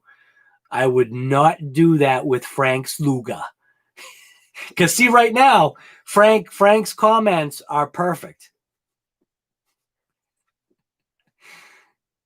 Every once in a while, Frank Sluga goes out of control. And YouTube is just, nope, Frank. Chill out, Frank.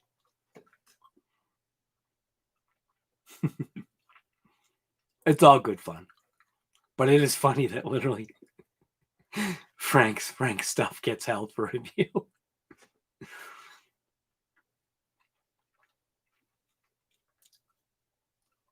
It's like YouTube knows. I think YouTube just knows Frank. That's why. So they just automatically mess with him. Block his stuff. He's sending like little heart emojis and they block him. They put him in a 300-minute timeout or 300-second timeout, not 300-minute. And I said I was going to end the live like 6 hours ago.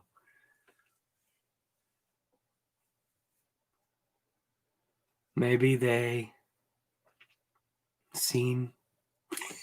Maybe YouTube follows Frank around. Yes, they do. Yep. They definitely do. All right. I really should end this. We're now literally talking a 4-hour live stream. Granted, I wasn't here for like 45 minutes or so when I had to deal with a little issue here. Everything's cool now though. She's nice and quiet. So I don't edit. Right. Yeah, well, I automatically edit this just because having your own business, it's better to be able to have initially an edited mouth, just because it's more pleasing. It gets you further. You may think like the other way gets you further. It does, but I like it the other way. Just bash it. We'll see you later, guy. What do you get when you breed? I don't know. What do you get? An X-Max? Yep. A Losi 5T. There you go. Losi 5T. I've been watching. Man, my eyes are getting blurry. I've been watching the whole time.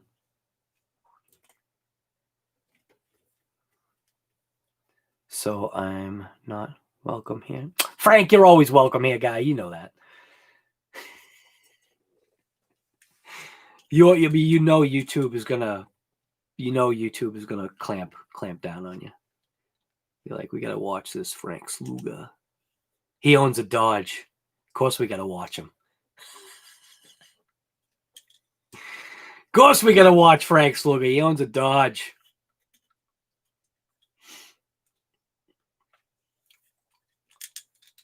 All right.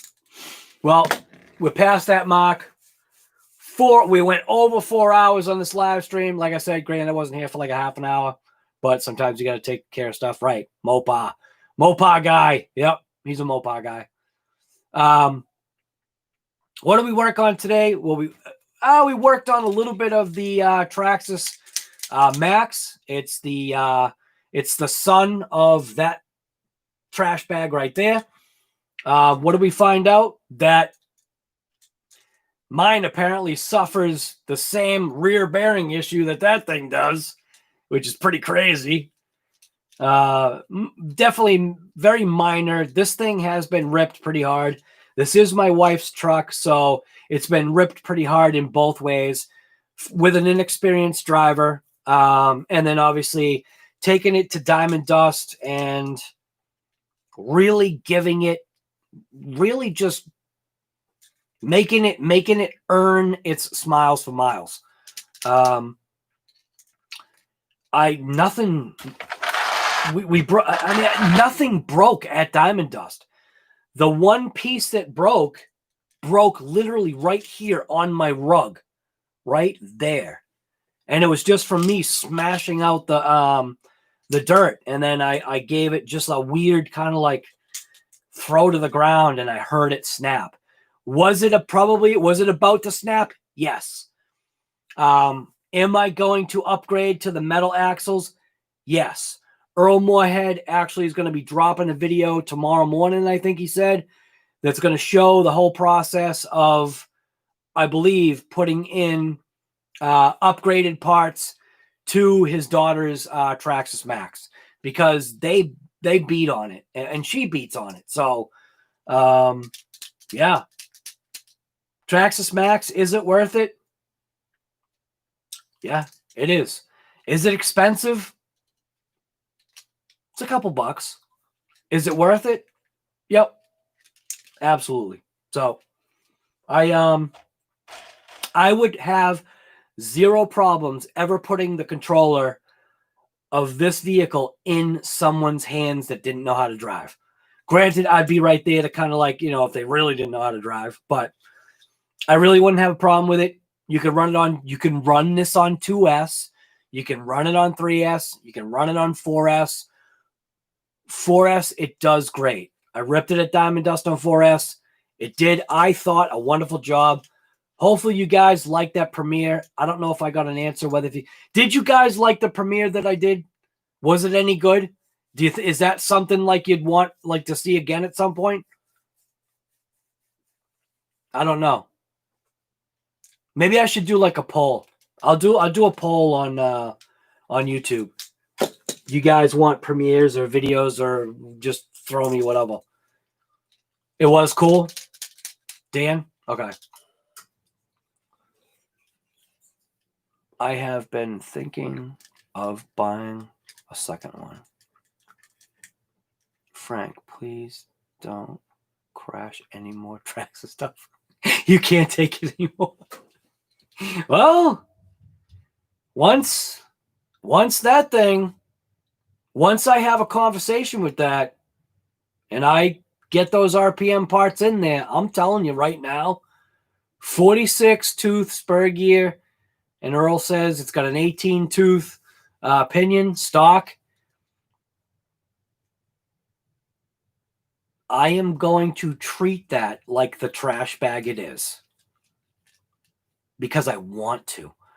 I've seen what the thing has the potential of doing, and I want to see it for my own eyes. I know what my Outcast can do. I know what the DBXL-E can do. The Hobao flew further than the 5th scale Ripper, than that thing, than the Outcast. I thought the Outcast flew. It almost took my head off too, but I thought the Outcast flew. That Hobao SS caged buggy really flies, and that's got an open center diff. So once I lock that center diff and I'm able to put more power to the rear, that thing's gonna scream. That thing is gonna have so much amazing air control. I became so very comfortable with the fact that I could literally do this in the air as it's floating. It was crazy. That thing ripped. So anyways, I'm out. I'm going to head up to bed. I'm tired. hopefully you guys enjoyed this episode of Shop Talk and Wrench. I forget what it was called. Shop Talk and Wrench. Shop Talk and Wrench. No. Is that the right one? Episode 6. Traxxas MAXX. What upgrades to do, I think. Is that what I said? Horizon Hobby takes you where the action is. Horizon With a Hobby. huge selection of the highest. What upgrades to consider? So I think we like literally figured it out. Throwing in the metal axles, and then Earl said these are gonna fit. So I've already got hexes for it. Hopefully it's gonna work out. I have no intention of running those stock tires anymore. If I can down the pinion a little bit, these are what I'm gonna go with. I've already ran these tires on the Traxxas MAXX. These things perform amazing. Wait till you see. Let's put it this way.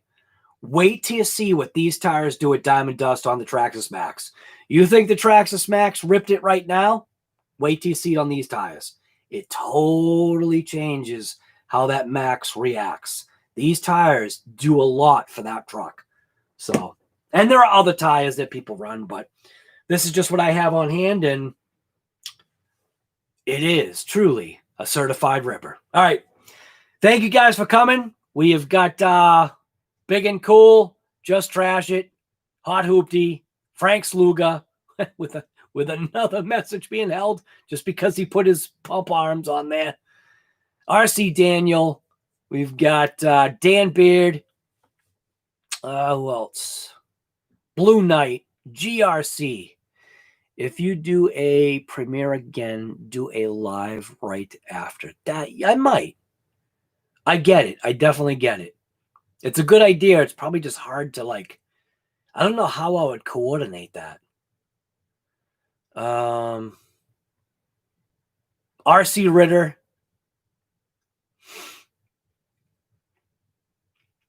I think that's it. Captain Flannel. John Miller. Mopa. Yep. Earl Moorhead. Mitchell's RC. Oh, he took off. I didn't even see he left. Maybe that was when I wasn't here. So, anyways, all right. Like I said, thank you guys for coming. If you haven't hit that thumbs up on the way out, boom, you know what to do. So, I will see you guys. I don't know. Am I going to do a COVID and coffee tomorrow morning?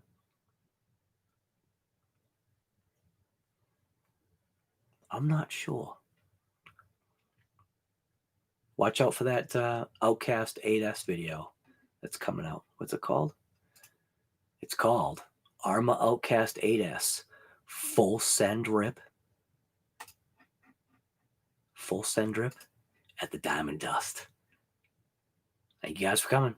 We will see you later. RC Guy Garage out.